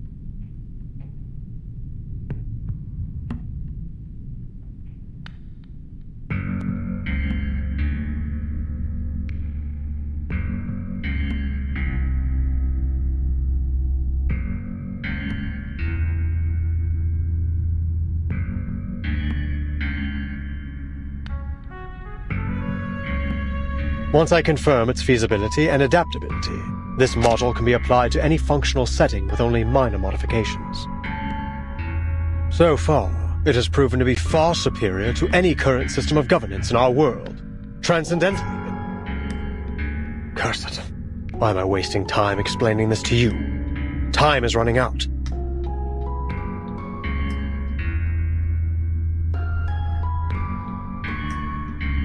Dr. Merlin, you keep mentioning time. What exactly do you mean by that? Really? You need to ask? Even those oily-headed lunatics know it. The end of this era is imminent, is it not?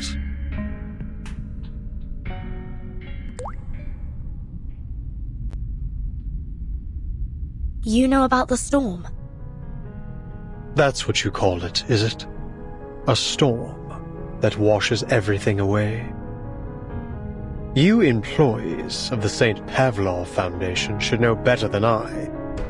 Soon, this era and everything in it will cease to exist. I must prove the feasibility of the Panopticon model before this place is turned to ruins, or something even more unrecognizable. A storm that washes everything away? Burton, what on earth are you two talking about?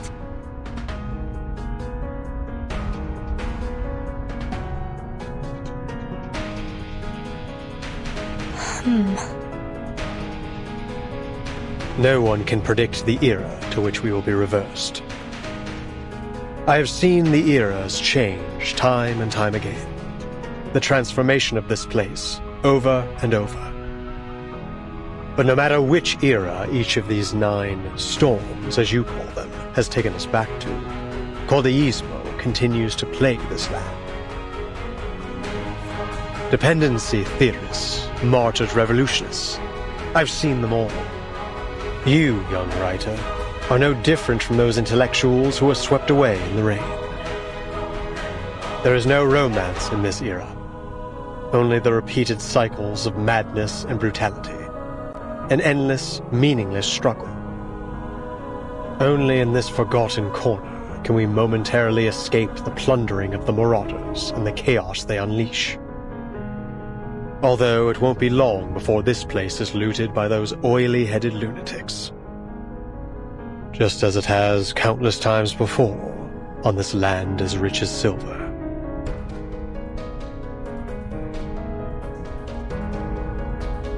But there is still hope.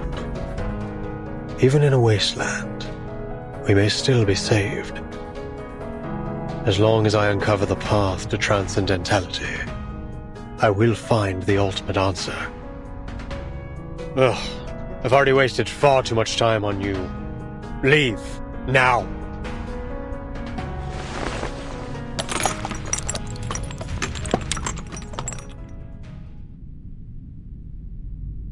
You heard him. Please don't press things any further. All right, Senor, I get it. Obviously, you don't want to discuss my novel with me anymore, so I won't insist upon it. All the letters we wrote to one another, all those inspiring revisions and suggestions, I guess they meant nothing to you.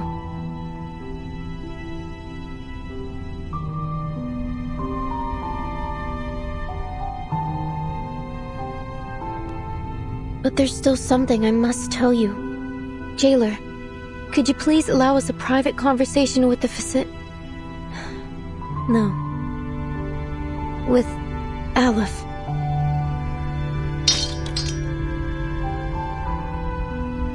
Leave us, jailer. I'll spare these outsiders 5 minutes.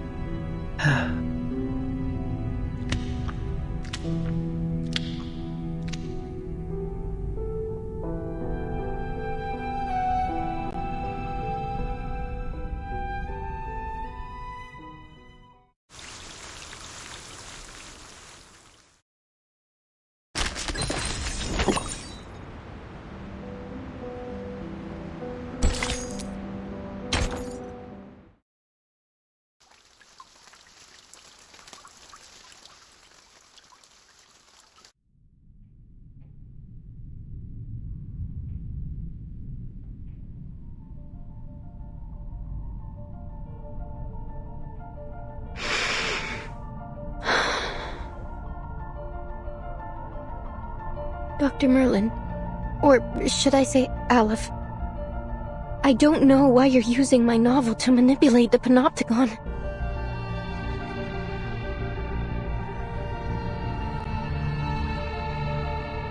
But you need to know that it won't serve your purpose, whether in fiction or reality. You claim that the inmates are both the observer and the observed, and both wielders and subjects of power. How could you be so blind as to not see the true state of the Panopticon? The inmates haven't achieved any perfect order. No, they've devolved into pitiful caricatures of themselves, performers in some endless pantomime to be watched from the central tower. Even their medication has become a prop to demonstrate the so-called randomness of fate in the theater that is the Panopticon. This farce hasn't made the Panopticon a better place. No, it has warped it into a twisted theater of cruelty, where the sick are denied treatment and left to quietly perish in the dark corners of its halls. And literature has died alongside them. This prison is a monster, born under the gaze of this all-seeing power. Aleph, is this truly the ultimate answer you've been searching for?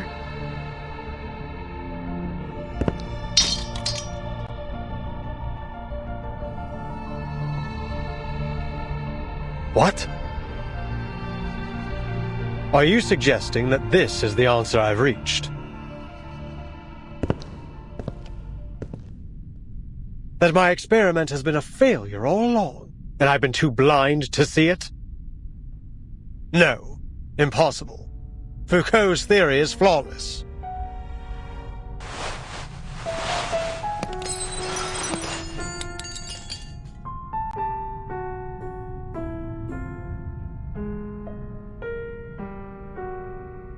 I have removed every obstacle to the running of this prison.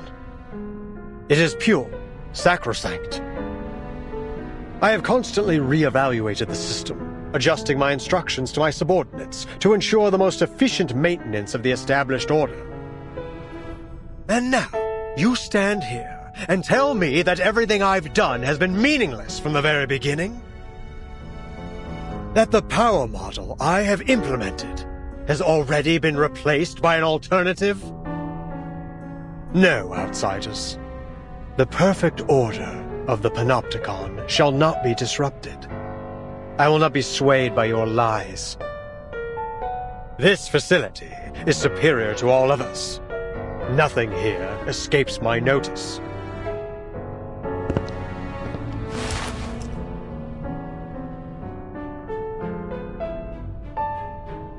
That said, it isn't easy to work a miracle, as we all know. I shall personally verify it, all myself.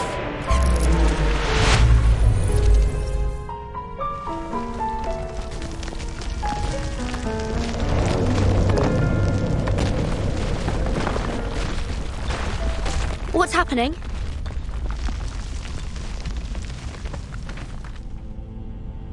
Visitors from another era. You have come here with plagued ideologies in an attempt to break the subtle balance of the Panopticon. But did you not notice the tiles beneath your feet?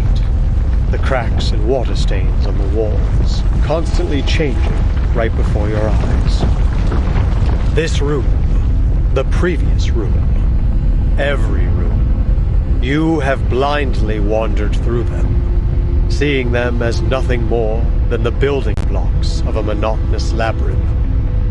But this place was not born from the chaotic imaginings of a madman. No, every inch has been crafted through the meticulous harnessing of order and power. Every wisp of spider silk drifting in the wind, every speck of rust on the gallery rail. Every detail of the Panopticon has been built by my own hands. With this ever-shifting die, concepts may be transformed into reality, and ideals into substance. I observe the movement of every entity, the passage of every second. The moment you entered this realm, you too became subjects of my experiment.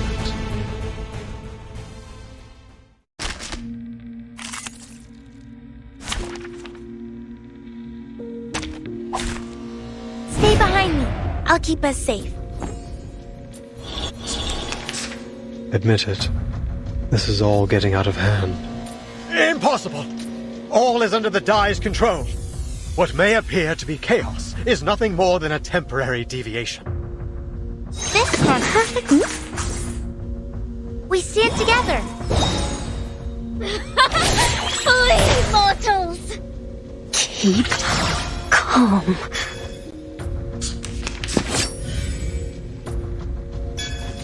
Oh, look! Loading, charging. You are not welcome here. The light that illuminates all. Target confirmed.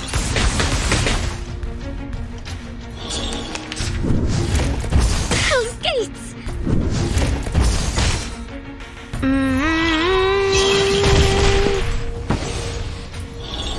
It's special, precise, perfect. It is far from perfect. You know that as well as I. Why else would we be conducting this experiment?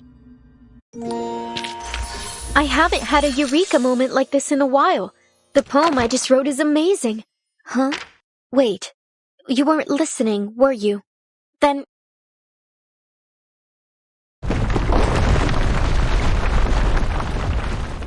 This happened when the Idealist was attacked too. To think we've been trapped in a prison fabricated by a Dai all this time. Did the physician really build all this with such a small, simple object? The distortion is getting worse. Prepare yourselves to fight or flee.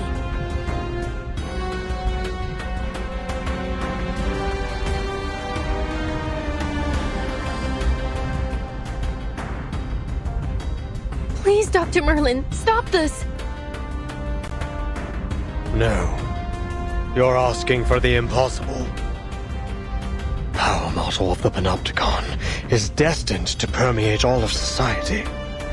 Such insignificant interferences could never plunge it into chaos.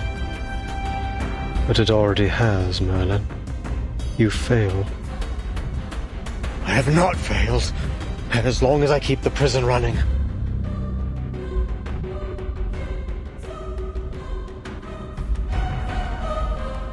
It isn't your power model running the prison. It's the Dai. It's simply a form of magic, unrelated to the microphysics of power you seek. It provides no aid in your experimentation with power. It's a false hope. A castle in the sky given to you by the military junta and Manus Vindictae. Manus Vindictae? So you really are working with them. What exactly do you intend to do?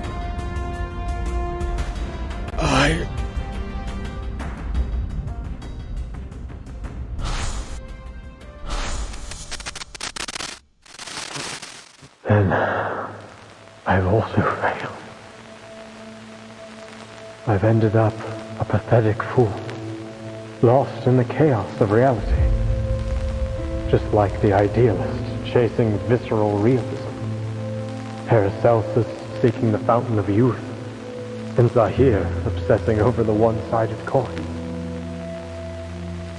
When did it all start falling apart, Alan?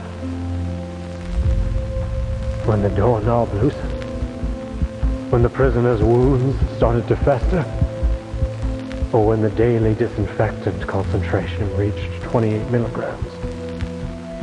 Or the crack in the second gray brick on the wall expanded to 6 millimeters? Or was it when Warden Tartuffe left Ushuaia with news of the Foucault Association's dissolution? This place should have been the ideal ground for psychoanalytic practice. Why did they halt all research, all discussion? We've been abandoned, haven't we? By eras old and new. You designed and have maintained everything in Kamala, right down to the smallest details. But it is these details that trap you. And as the bars close around you, you are losing your name, Merlin. And you're becoming a physician, a man forever imprisoned within these walls. I don't understand. All these false eras are like a dreadful novel with no conclusion. Trying to find answers within such things is, in itself, a mistake. Much like them, you are destined never to attain transcendentality.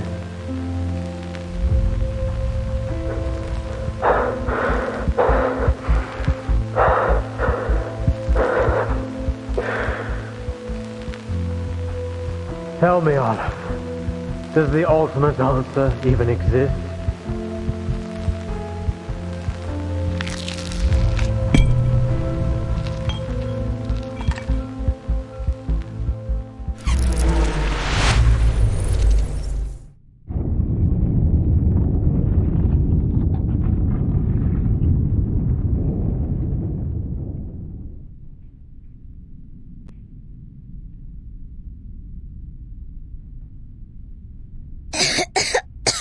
Timekeeper, are you alright? Yes. And you? And Miss Recoleta? Are you okay? Miss Recoleta?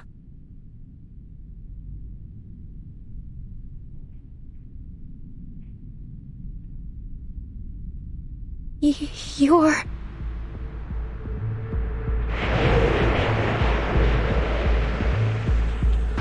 The word utopia derives from Greek. It means no place. People cannot understand the structure of the labyrinth, yet they continue to follow its paths. They cannot comprehend the mechanics of fate, yet they believe in its jurisdiction.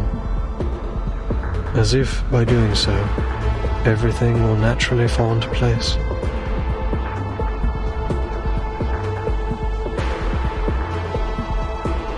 And now, the polar night approaches.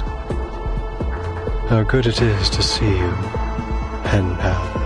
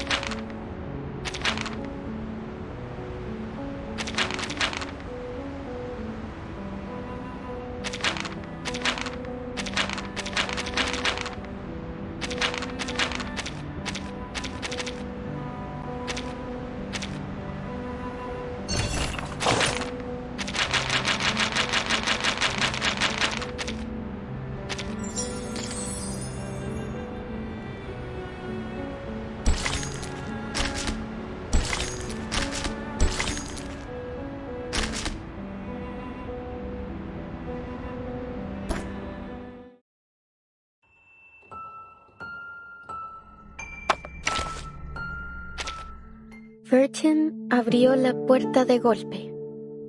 Llevaba una